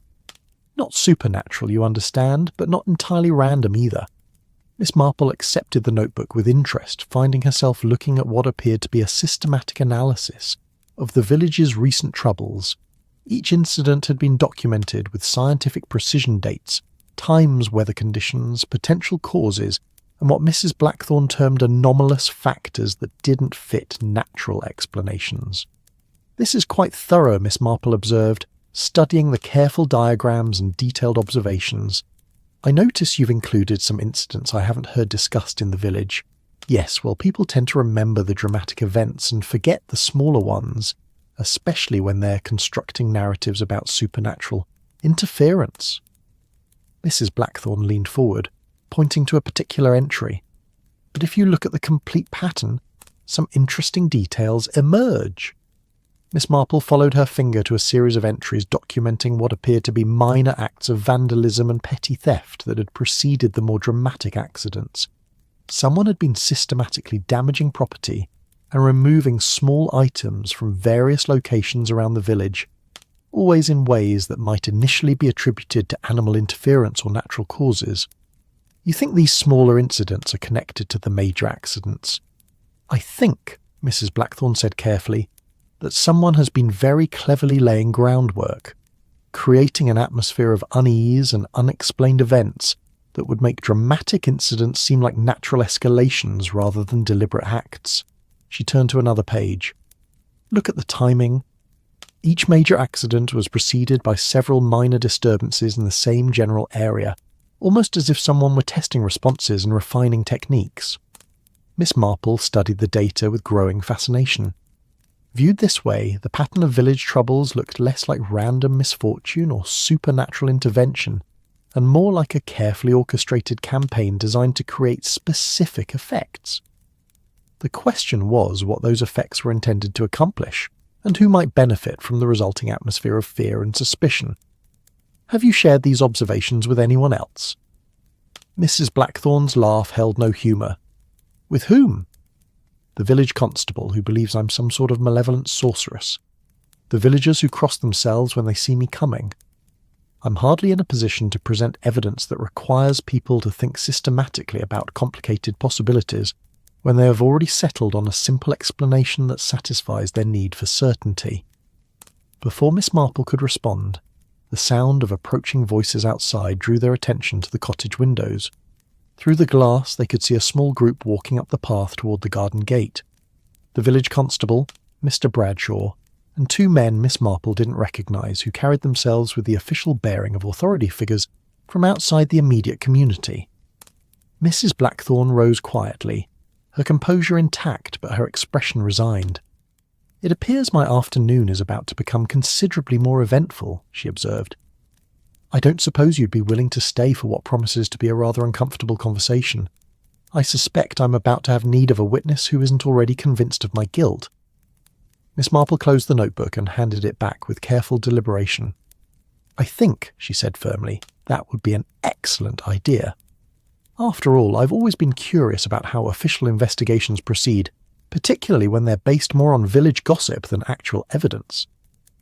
The knock on the cottage door came with the heavy authority of law enforcement, and Mrs. Blackthorne moved to answer it, with the dignity of someone who had decided to meet whatever came with grace and honesty. Miss Marple positioned herself where she could observe the proceedings while remaining unobtrusive, her sharp eyes already cataloguing the expressions and attitudes of the men who had come to question the village witch. Constable Morrison was a large, uncomfortable-looking man who clearly wished he were anywhere else, but investigating supernatural allegations against a respectable-seeming woman. Mr. Bradshaw stood behind him, with the satisfied expression of someone who felt vindicated in his suspicions, while the two strangers examined the cottage interior with the systematic attention of professionals evaluating a potential crime scene. Mrs. Blackthorne, the constable, began formally, "I'm here to ask you some questions about recent incidents in the village. These gentlemen are from the county police and they'll be observing our conversation." "Of course," Mrs. Blackthorne replied politely. "Please come in. Miss Marple and I were just having tea. I'm afraid you've caught us in rather domestic circumstances." The presence of Miss Marple clearly hadn't been expected, and she could see the officials exchanging glances as they tried to assess whether her presence complicated their intended approach. Mr. Bradshaw's expression suggested particular disappointment at finding a witness who might not be sympathetic to their mission. Perhaps one of the county men suggested the lady might prefer to leave us to conduct our business privately. Miss Marple smiled, with gentle determination. "How kind of you to be concerned, but I find police procedures quite fascinating. I do hope you don't mind my staying. I promise to be very quiet and not interfere with your important work." The dismissal had been politely but firmly rejected, and Miss Marple could see that the officials were now forced to conduct their, Interrogation in the presence of someone who might actually pay attention to their methods and conclusions. It was exactly the sort of complication that bullies disliked, and she settled back in her chair with the serene confidence of someone who intended to observe justice being done properly or not at all. Constable Morrison cleared his throat uncomfortably and began asking questions about Mrs. Blackthorne's whereabouts during various recent incidents, while Mr. Bradshaw added pointed observations about suspicious behaviour, and the county men took notes with the mechanical efficiency of bureaucrats processing routine paperwork. But Miss Marple's attention was already moving beyond the immediate drama to the larger questions that Mrs. Blackthorne's notebook had raised. If the village troubles were indeed the result of deliberate manipulation, rather than supernatural intervention, then someone was working very hard to ensure that blame fell on the most convenient target. The question was, who had both the opportunity and the motive to orchestrate such an elaborate deception, and what they hoped to accomplish by destroying the reputation and possibly the freedom of an innocent woman whose only crime was being different in a community that had grown afraid of difference. As the official questions continued, Miss Marple found herself thinking about patterns within patterns, and the curious fact that elaborate conspiracies often succeeded not because they were particularly clever, but because they gave people exactly what they wanted to believe. In Willow Hollow, it seemed, someone had provided the village with a perfect witch at exactly the moment when witches were desperately needed to explain the inexplicable. The afternoon light continued to slant through the cottage windows, and somewhere in its golden patterns Miss Marple was quite certain lay the key to a mystery that was far more earthly and far more dangerous than anyone yet suspected. The official interrogation proceeded with the awkward formality of bureaucracy meeting village superstition, while afternoon shadows lengthened across the cottage floor and the fire crackled peacefully in the hearth. Miss Marple maintained her position as silent observer, watching the interplay of personalities and noting how each participant's agenda shaped their approach to what should have been a straightforward fact-finding mission. Constable Morrison, clearly out of his depth when dealing with allegations that verged on the supernatural, stuck to basic questions about Mrs. Blackthorne's whereabouts during specific incidents. His discomfort was palpable as he asked about her presence near Farmer Hensley's fields on the day the bull went mad, her collection of bark from old trees during the week the oak fell, and most pointedly, her evening walk along the creek the night before the bridge collapsed. Mrs. Blackthorne answered each question with calm precision, never volunteering more information than requested, but never appearing evasive. Yes, she had been gathering wild herbs near the Hensley property, as she did regularly throughout the growing season.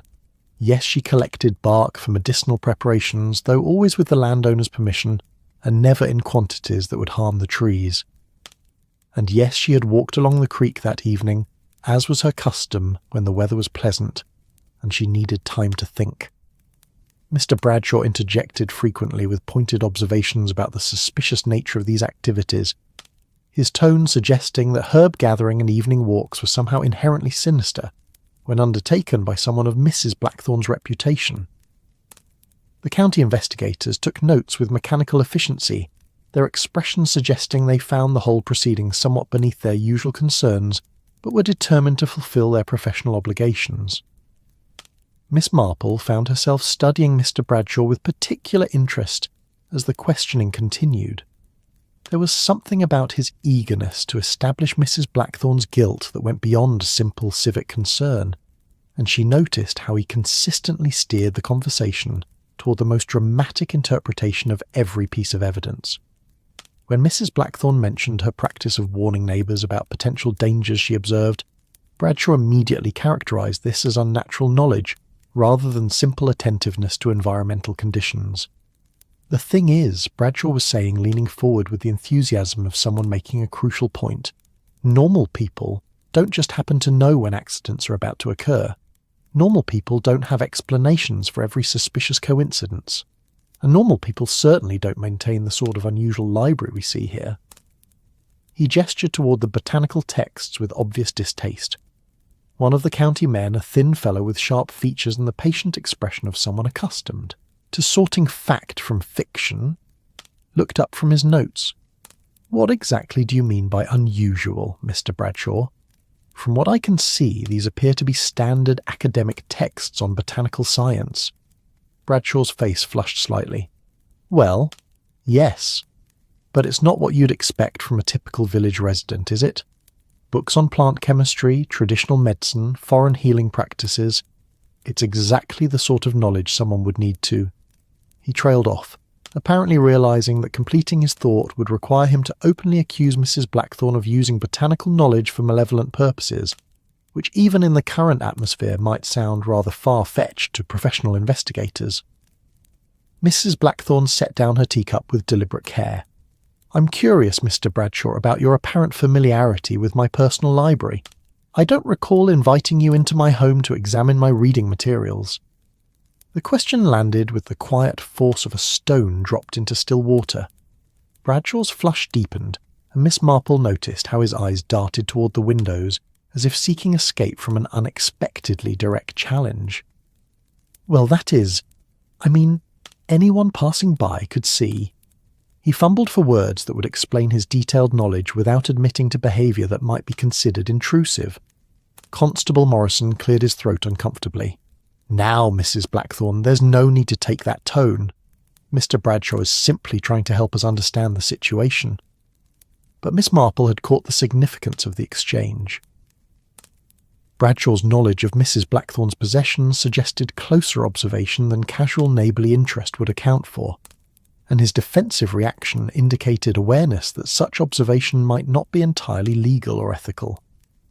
Of course, Mrs. Blackthorne replied smoothly. I simply find it interesting that my reading habits have attracted such detailed attention.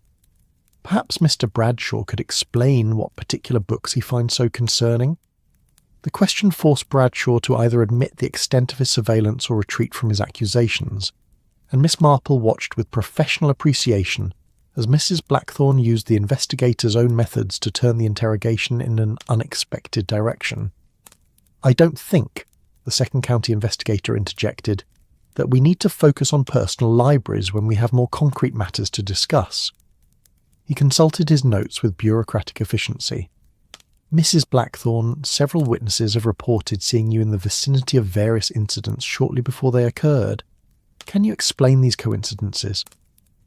Mrs. Blackthorne's expression grew thoughtful. I suppose it depends on how one defines vicinity, and shortly before.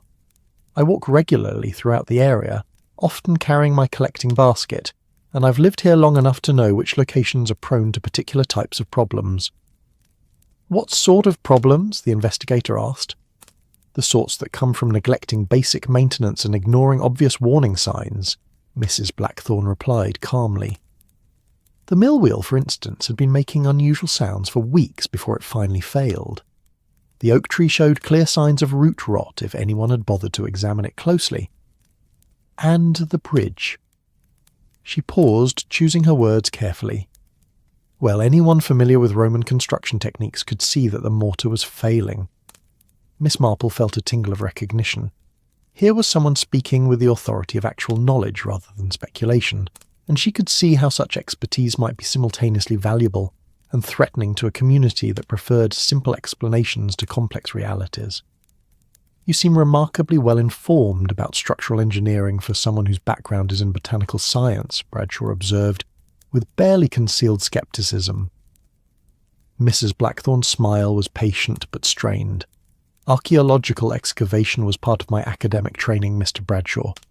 When you've spent years documenting ancient building techniques and analysing why certain structures survive, while others fail, you develop an eye for the signs of impending collapse.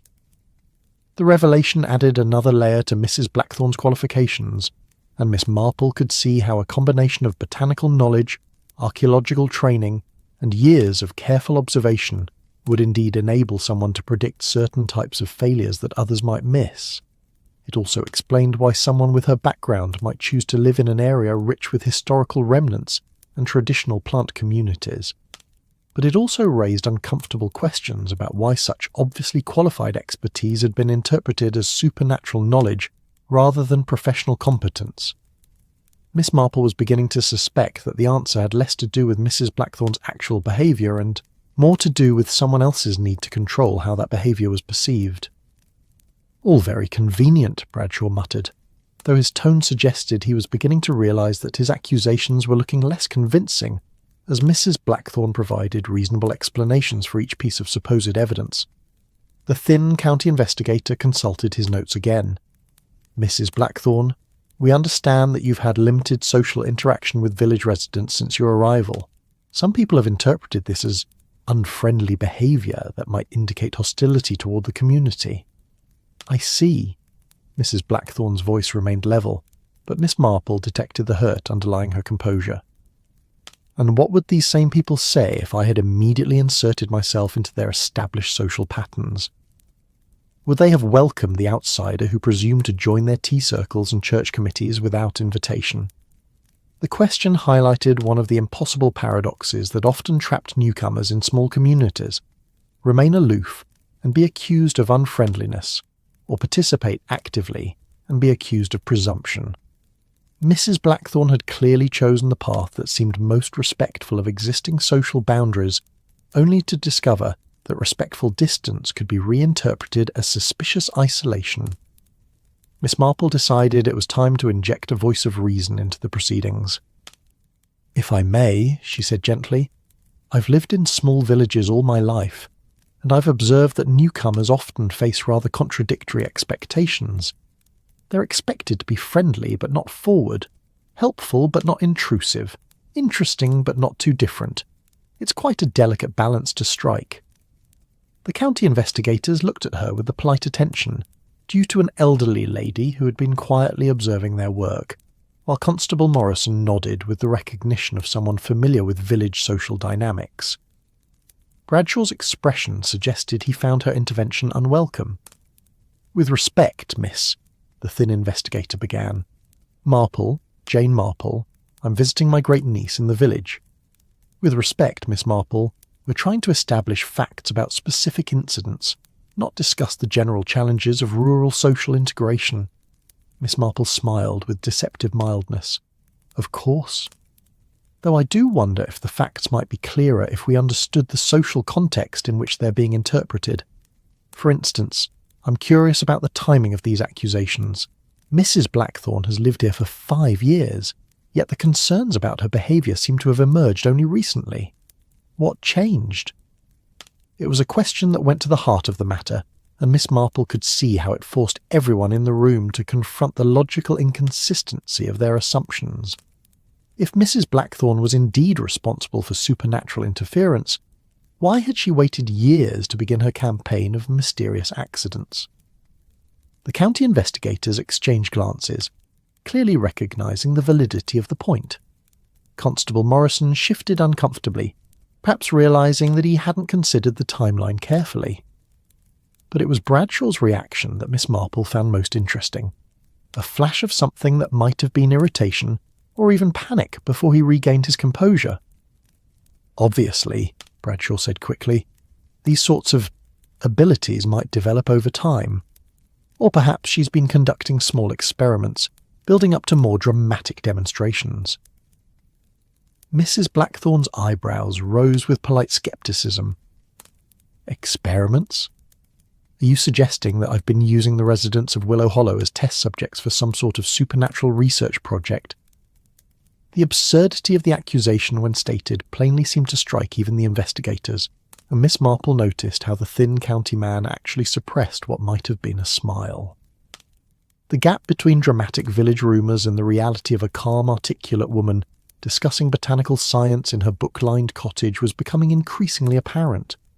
Perhaps the second investigator suggested we should focus on more concrete evidence.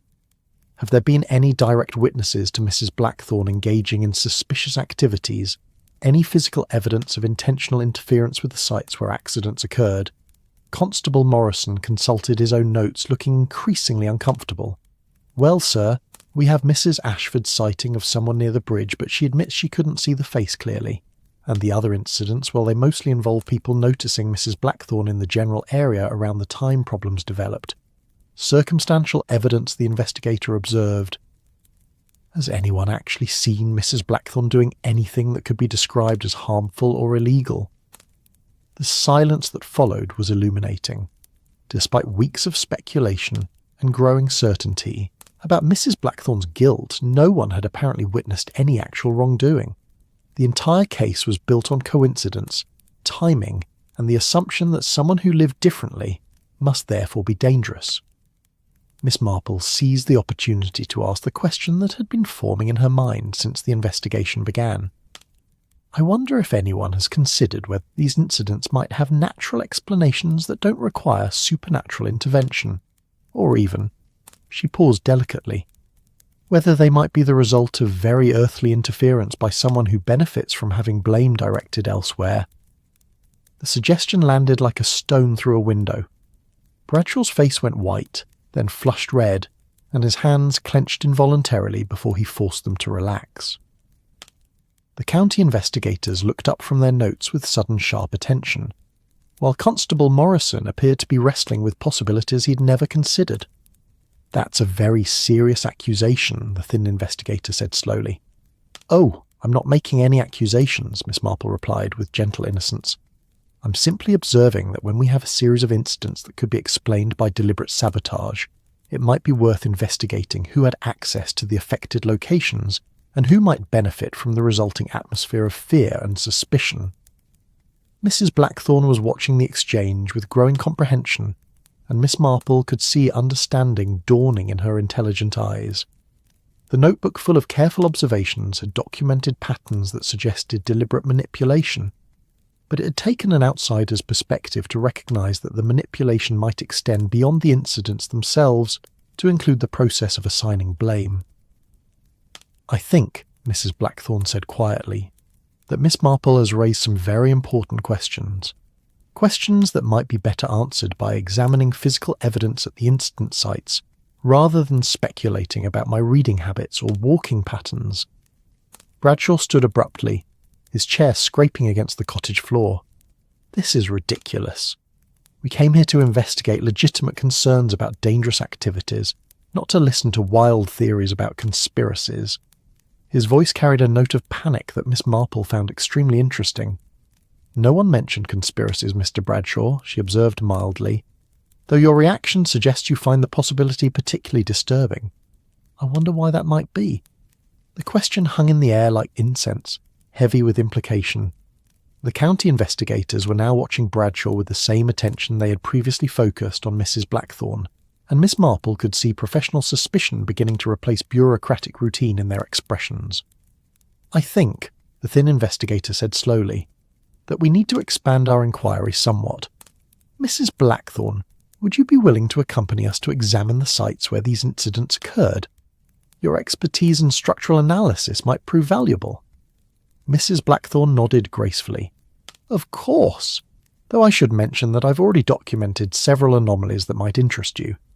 She gestured toward her research notebook, particularly evidence of deliberate interference at sites that were supposedly affected by natural phenomena. As the group prepared to leave the cottage, Miss Marple noticed how Bradshaw's earlier confidence had evaporated, replaced by the nervous energy of someone whose careful plans were beginning to unravel.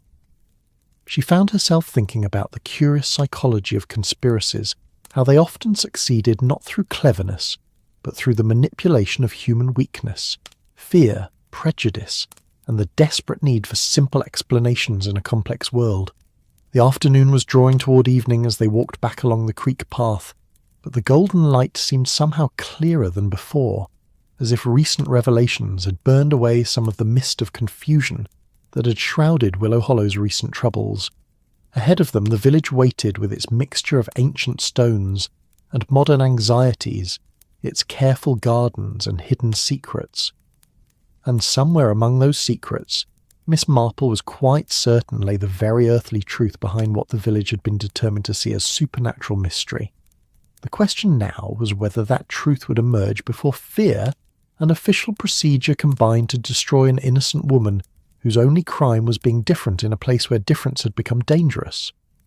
Behind them Mrs. Blackthorn's cottage settled into evening tranquillity, its windows glowing with warm lamplight, and its herb garden releasing the day's accumulated fragrances into the cooling air. It looked exactly like what it was, the peaceful home of someone who had sought solitude and found persecution instead. But ahead of them, Miss Marple suspected lay revelations that would prove far more disturbing than any village witch could ever be. The evening light cast long shadows across the village as their unusual procession made its way toward the first of the incident sites. Word of the official investigation's unexpected turn had somehow travelled ahead of them, as news always did in small communities, and Miss Marple noticed how curtains twitched at windows and conversations ceased on doorsteps as they passed. The atmosphere had shifted from the morning certainty about Mrs. Blackthorne's guilt to something more complex, a mixture of curiosity, confusion, and perhaps the first stirrings of doubt about the narrative that had seemed so convincing just hours before. Mrs. Blackthorne walked beside the county investigators with quiet dignity, carrying her research notebook and pointing out details that only someone with her specialised knowledge would notice. Her transformation from suspected witch to consulting expert had been so complete that Miss Marple found herself marvelling at the human capacity for rapid reassessment when presented with compelling new information. The same woman who had been viewed with fear and suspicion that morning was now being treated with the respect due to someone whose expertise might solve rather than create problems. Mr. Bradshaw trailed behind the group, his earlier enthusiasm for the investigation replaced by obvious reluctance to participate in what had become a far more thorough examination than he had apparently anticipated.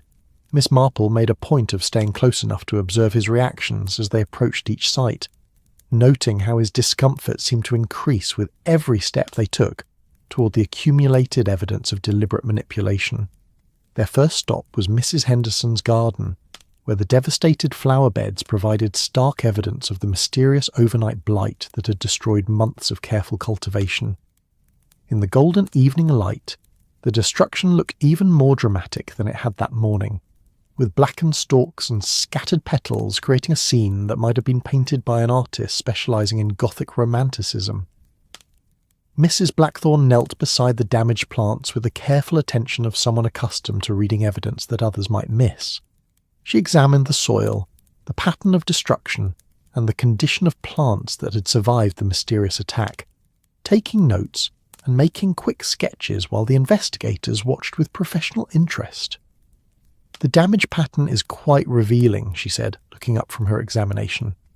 "Notice how the destruction follows very precise lines, almost as if someone had applied a chemical agent in specific patterns rather than allowing natural disease or pest damage to spread organically." The thin county investigator crouched beside her. What sort of chemical agent might produce this effect? "Salt solution would be the most obvious choice," Mrs. Blackthorne replied, brushing soil from her fingers. "Concentrated enough to kill plant tissue on contact, but not so exotic as to be difficult to obtain. Any household could produce the necessary quantity simply by dissolving ordinary table salt in water." Miss Marple watched Bradshaw's face as Mrs. Blackthorne provided this explanation, noting how his expression grew increasingly tight with what appeared to be suppressed panic. When the investigator asked whether there would be any remaining evidence of salt application, and Mrs. Blackthorne suggested testing the soil for elevated sodium levels, Bradshaw actually took a step backward, as if preparing to retreat from the conversation entirely. "Of course," Mrs. Blackthorne continued, "applying such a solution would require careful planning.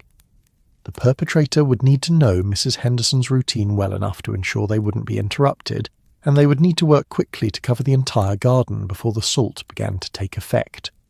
She gestured toward the neat boundaries of the destruction.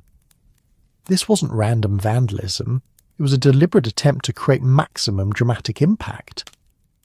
Constable Morrison, who had been unusually quiet since leaving the cottage, cleared his throat uncertainly.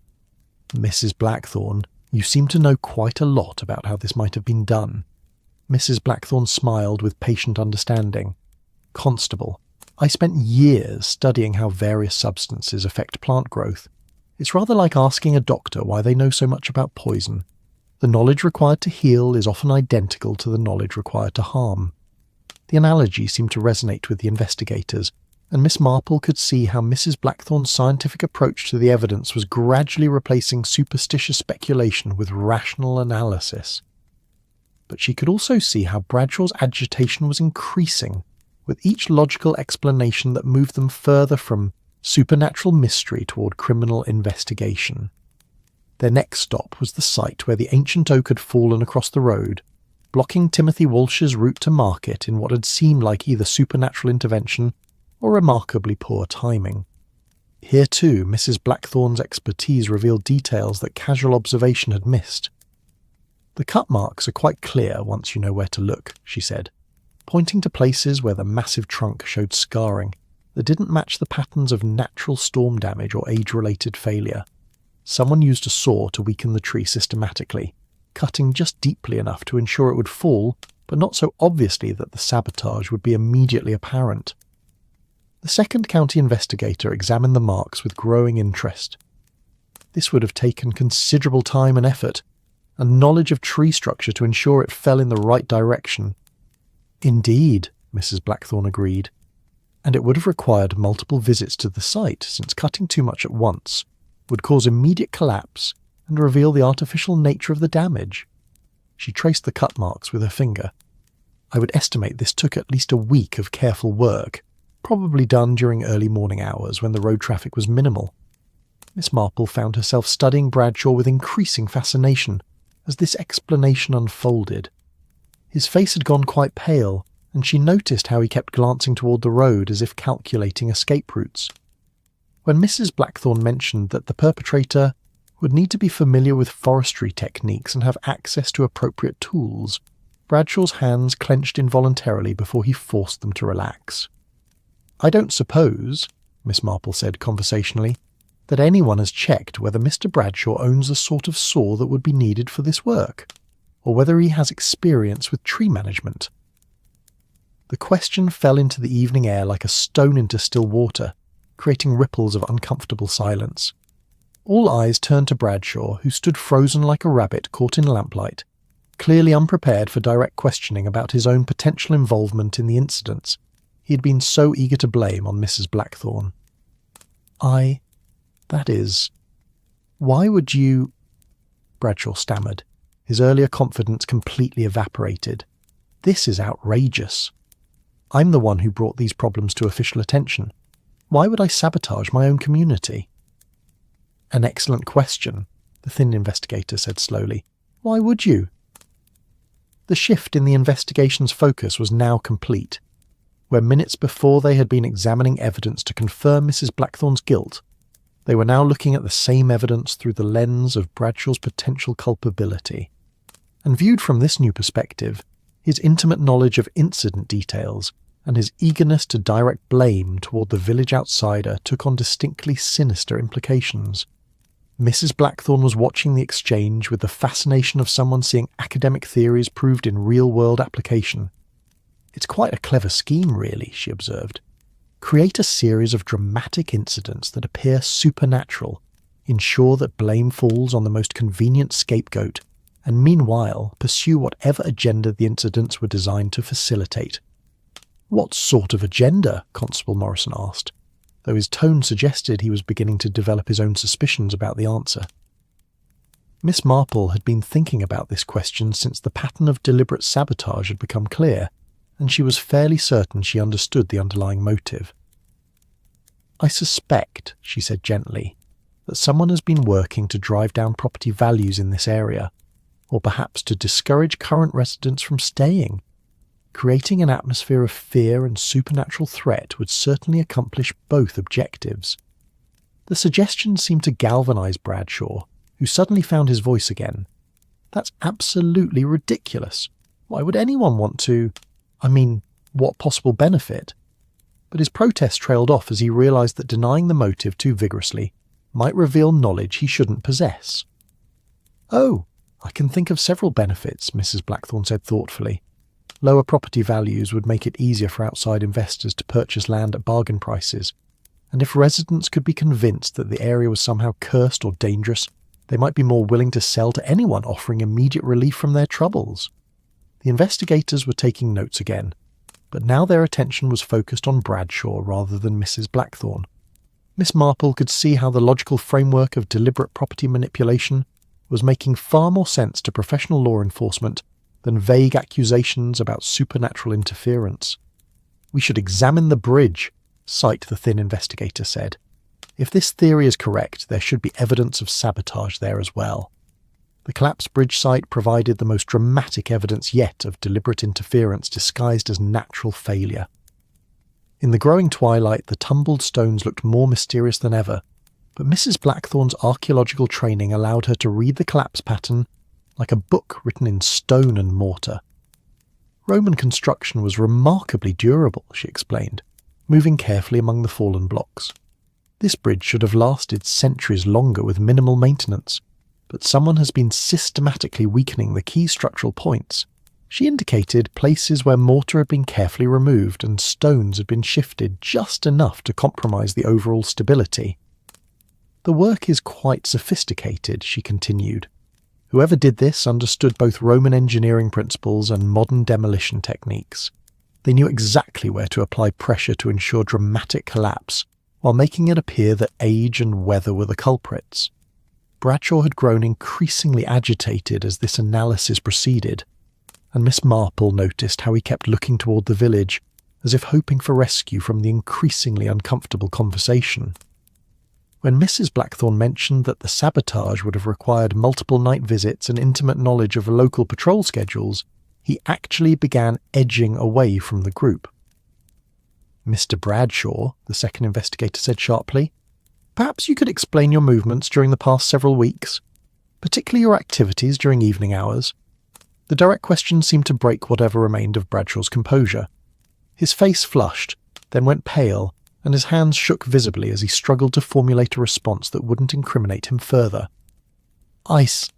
That is, I'm often out in the evenings on village business," he said weakly. "Checking on properties, meeting with potential investors. Meeting with residents about community concerns." "Potential investors," Miss Marple repeated with polite interest. "How intriguing." I wasn't aware that Willow Hollow was attracting investment interest. The slip had been crucial, and Miss Marple could see that Bradshaw immediately recognised his mistake. His mention of investors had revealed the commercial motive that explained everything. The deliberate creation of fear and instability to drive down property values and create opportunities for outside speculation. Mrs. Blackthorne was nodding with the satisfaction of someone whose theoretical framework had been confirmed by empirical evidence. "So the accidents were never random events or supernatural intervention," she said. "They were part of a coordinated campaign to destabilise the community and create conditions favourable to property acquisition." "And Mrs. Blackthorne provided the perfect scapegoat," Miss Marple added. "A mysterious outsider with unusual interests and limited social connections. Someone the community could blame without looking too closely at more familiar faces." The investigators were now regarding Bradshaw with the focused attention of professionals who had identified their primary suspect. His earlier role as concerned citizen reporting supernatural threats had been completely reversed, transforming him from community protector to community predator. "I think," the thin investigator said formally, "that we need to have a much longer conversation about your recent activities, Mr. Bradshaw. Perhaps you'd be willing to accompany us to the station for a more detailed discussion." It wasn't really a request, and Bradshaw seemed to understand that his options had narrowed considerably. His shoulders sagged with the defeat of someone whose carefully constructed plans had unravelled with devastating speed. "I suppose," he said quietly, "that there's no point in pretending any more."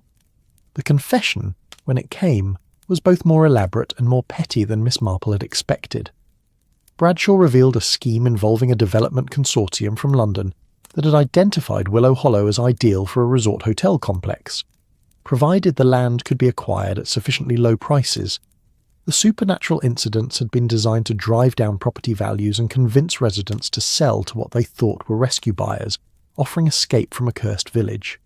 Mrs. Blackthorne had been the perfect foil, an educated woman whose scientific interests could be reframed as witchcraft, whose isolation made her vulnerable to community suspicion, and whose presence provided a convenient explanation for events that might otherwise have been investigated more carefully.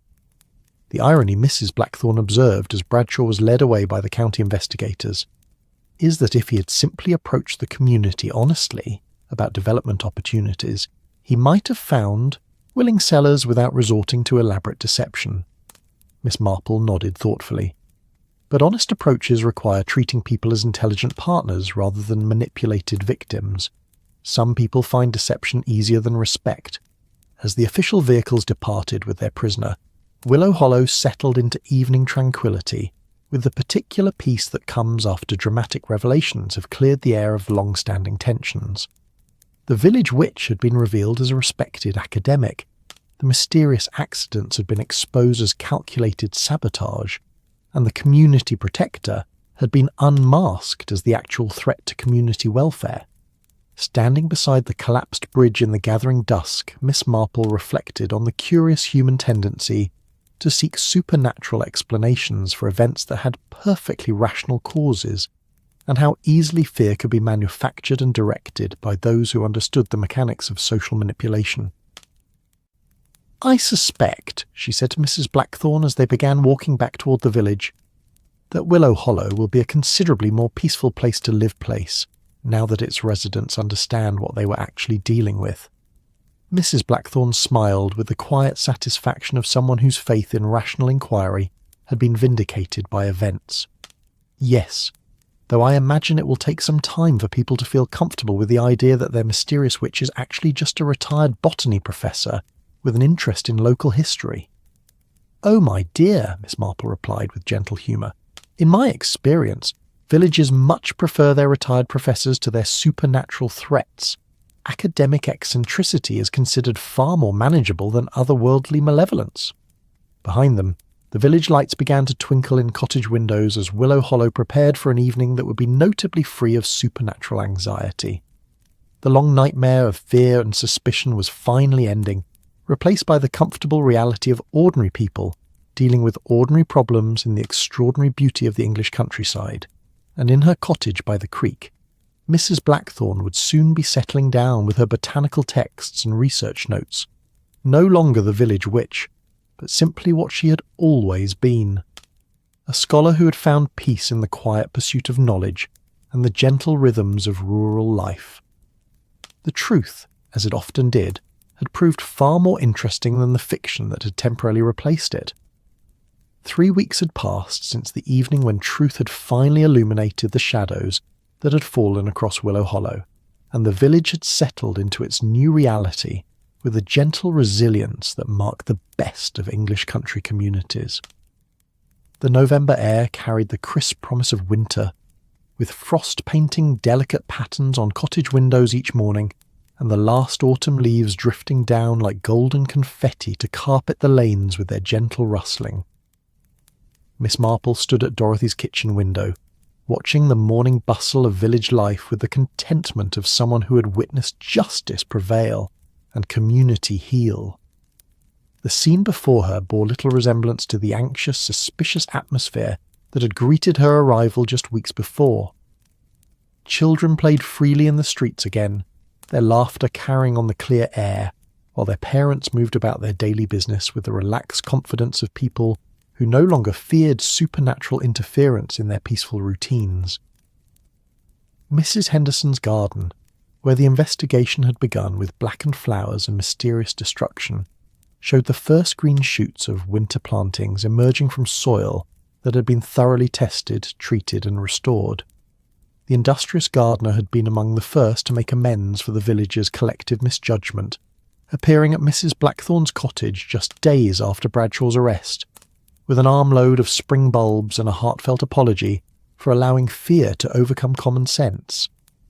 "It's remarkable how quickly things have returned to normal," Dorothy observed, joining her great-aunt at the window with cups of morning tea. "You'd hardly know there had been any trouble at all, except that people seem kinder, somehow, more thoughtful about jumping to conclusions." Miss Marple accepted her tea with appreciation, noting how the familiar ritual of shared morning beverage had become even more precious after witnessing how easily community bonds could be strained by fear and manipulation. "I think," she said gently, "that experiencing genuine threat from an unexpected source has made everyone more grateful for actual peace and more careful about distinguishing between real and imaginary dangers." Through the window, they could see Mrs. Blackthorne making her way along the main street with her market basket, moving with the same unhurried grace she had always possessed but now acknowledged with friendly nods and genuine smiles from the villagers she passed. The transformation in her status had been complete, and, Miss Marple was pleased to note, apparently permanent.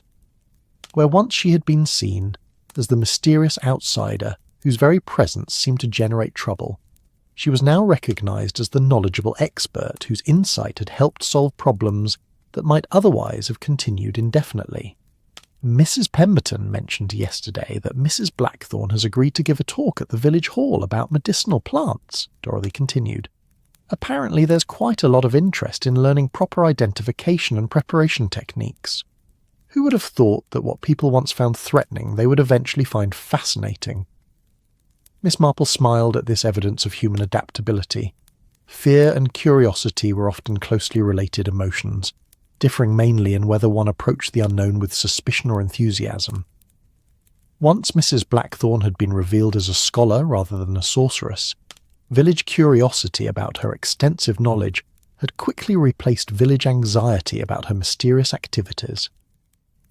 The sound of hammering drew their attention to the creek, where work had already begun on constructing a new bridge to replace the one that Bradshaw's sabotage had destroyed.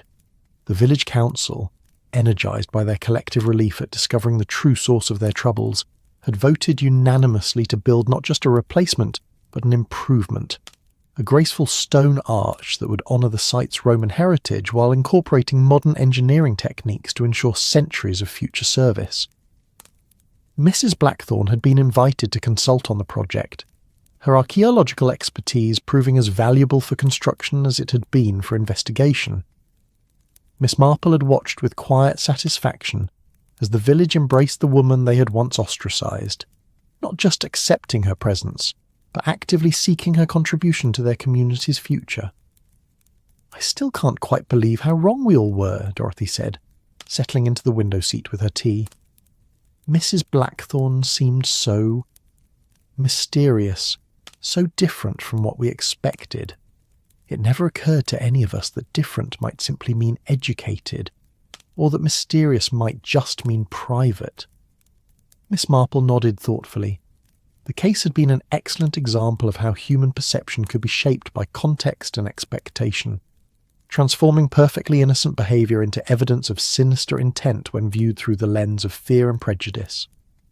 A woman's scholarly interests became supernatural knowledge, her professional expertise became unnatural insight, and her preference for solitude became antisocial hostility, all because the community had been primed to interpret difference as danger. "I've been thinking," Dorothy continued, "about what you said during the investigation, about someone benefiting from the atmosphere of fear. It seems so obvious now, but at the time, none of us considered that the accidents might be connected to anything as mundane as property speculation." Miss Marple sipped her tea while watching a pair of robins conduct territorial negotiations in the garden hedge. Human nature, she reflected, was often remarkably similar to bird behaviour. The same tendencies toward tribal thinking, the same susceptibility to manipulation by those clever enough to exploit instinctive responses to perceived threats. Bradshaw was quite clever in his way, she observed. He understood that people would much rather believe in supernatural explanations than suspect their neighbours of deliberate sabotage.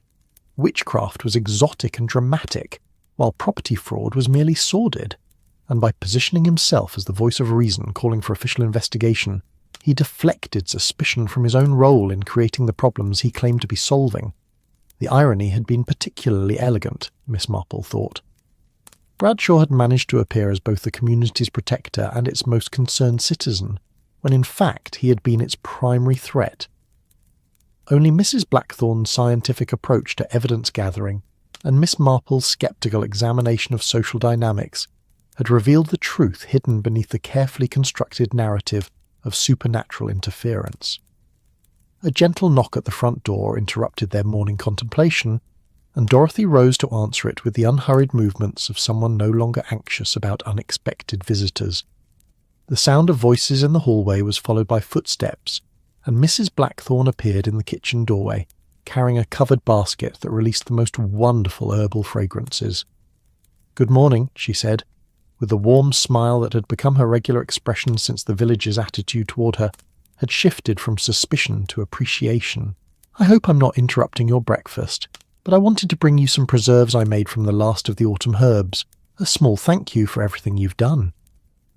Dorothy accepted the basket with obvious pleasure, lifting the cloth cover to reveal an assortment of jars containing what appeared to be honey-based preparations with various plant additives. How thoughtful. Though really, we should be thanking you. If you hadn't kept such careful records of the incidents, we might never have discovered the truth. Mrs. Blackthorne settled into the chair Miss Marple offered, looking far more relaxed than she had during their first meeting in her cottage. The careful guardedness that had marked her early interactions with village residents had been replaced by the natural confidence of someone who no longer felt the need to justify her existence to suspicious neighbours. "I've been meaning to ask," she said, turning to Miss Marple with genuine curiosity, "how you knew to question the timeline of events. That was the crucial insight that led to everything else." Miss Marple considered the question while studying the patterns Frost had etched on the window glass. Detection, in her experience, was less about brilliant deduction than about careful observation of human inconsistencies, particularly the gap between what people said and what their behaviour revealed about their actual motivations. "I think," she said slowly, "it was Bradshaw's eagerness to find Mrs. Blackthorne guilty that first made me suspicious. In my experience, people who are genuinely concerned about community safety focus on preventing future incidents rather than assigning blame for past ones.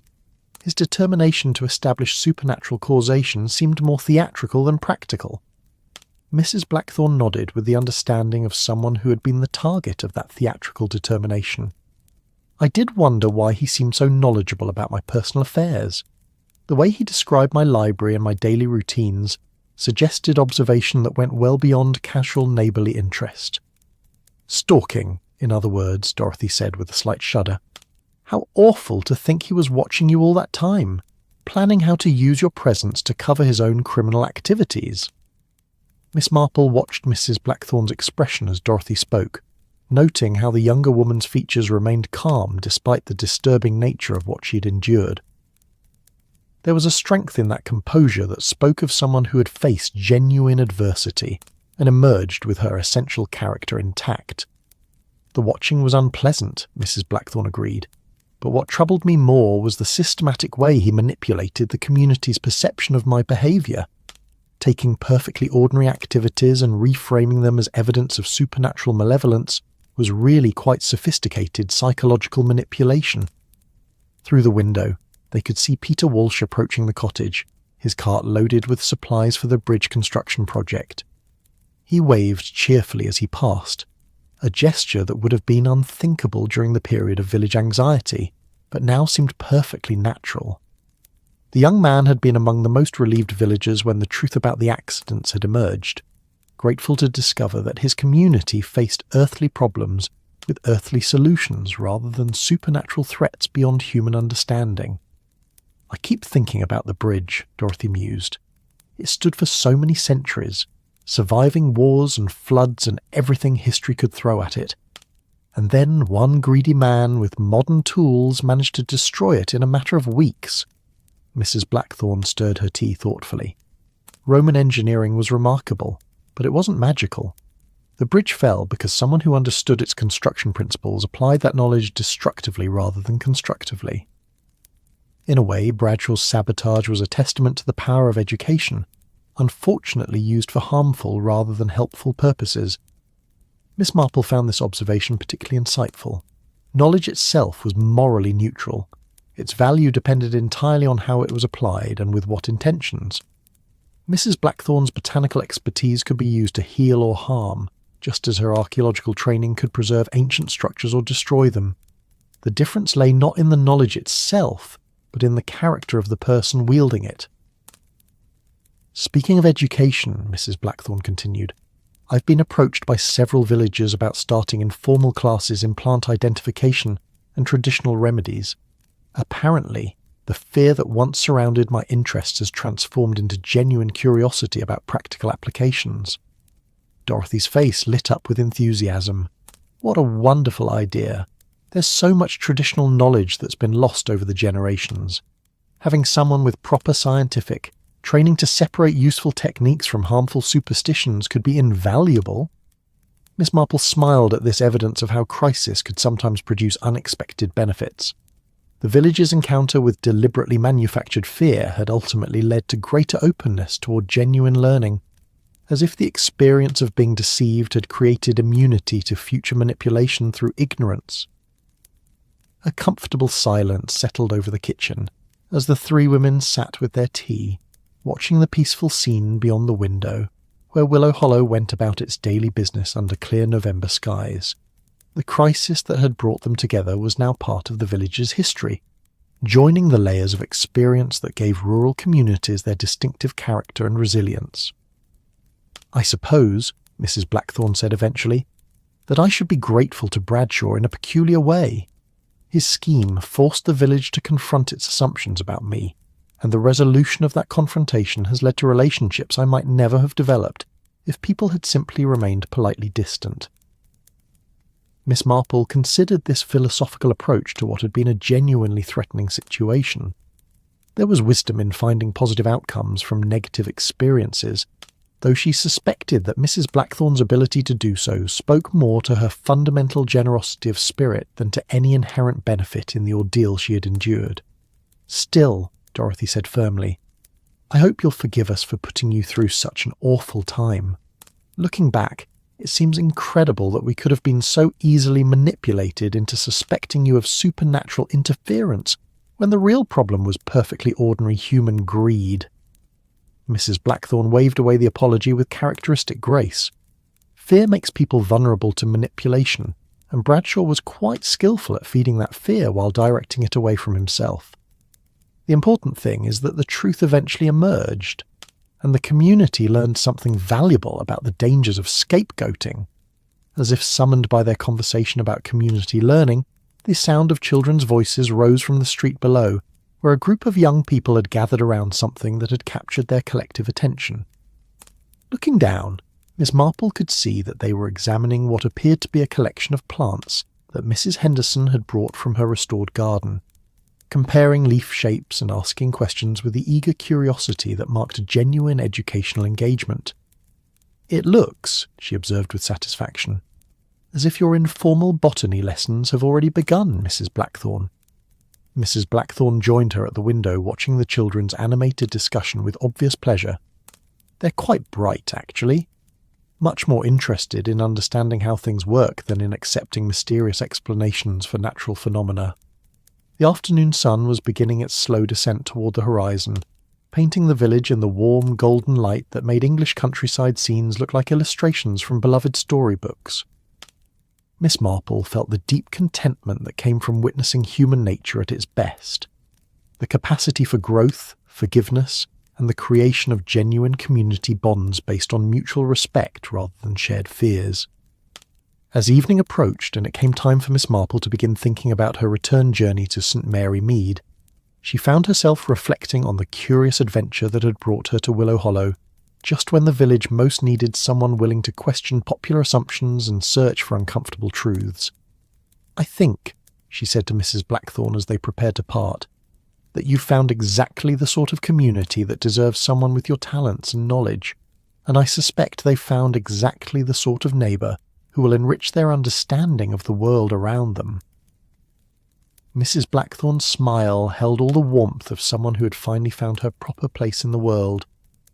"Yes, I believe we have. Though I must admit it took a rather dramatic crisis to bring us all to that recognition." As Miss Marple made her way back to Dorothy's cottage in the gathering dusk, she could see lights beginning to twinkle in windows throughout the village, each one representing a household settling into evening routines that were now mercifully free of supernatural anxiety. The church bell chimed the hour with its ancient bronze voice, calling across fields where sheep moved like pale ghosts in the gathering mist, their bells creating the same gentle symphony that had welcomed her to Willow Hollow weeks before. But now the mist held no mysteries more threatening than the natural magic of an English evening, and the shadows that gathered in cottage gardens concealed nothing more sinister than sleeping cats and hibernating hedgehogs. The village witch had been revealed as a retired professor whose greatest magic was the ability to make dead plants grow and ancient knowledge live again in the minds of curious students. And in her peaceful cottage by the creek, Mrs. Blackthorne would spend the evening with her botanical texts and research notes, no longer the object of fearful speculation, but simply what she had always been, a scholar who had found sanctuary in the quiet pursuit of knowledge and the gentle rhythms of rural life that had sustained English villages for generations beyond counting. The truth, as Miss Marple had always maintained, was indeed far more interesting than any fiction could ever be, and far more comforting than any supernatural mystery, no matter how dramatically it might capture the imagination. In Willow Hollow, peace had returned with the soft certainty of morning mist settling into familiar hollows, bringing with it the promise of many tranquil days to come. And so our gentle tale of Willow Hollow draws to its close, like evening mist settling over ancient willows and cottage gardens, where herbs grow in careful abundance. The witch who never was has found her place among neighbours, who learn to see wisdom where once they saw only strangeness, and the village that lost itself to fear has discovered something far more valuable: the courage to question, to seek truth, and to embrace the different rather than fear it. Sometimes the most profound magic lies not in supernatural mysteries, but in the very human capacity for growth, forgiveness, and the patient building of community bonds strong enough to weather any storm, in the gentle turning of seasons, in the shared rituals of tea and conversation, in the simple act of extending kindness to those who seem unlike ourselves. Here lies the real enchantment that sustains us all. Miss Marple returns to St. Mary Mead with new stories to treasure. Mrs. Blackthorne tends her herbs and welcomes her students, and Willow Hollow settles into winter's embrace with hearts lighter than they have been in many months. The bridge rises again stone by stone, children learn the names of healing plants, and evening mist carries only the scent of wood smoke and the promise of peaceful dreams. Thank you for joining me in this quiet corner of the English countryside, where mysteries find their solutions not in darkness, but in the patient application of kindness and common sense. May your own rest be as gentle as a November evening in Willow Hollow, and may your dreams be filled with nothing more magical than the simple contentment of truth well discovered and peace well earned. Until we meet again for another soft-spoken tale, sleep well, dear listener, sleep well.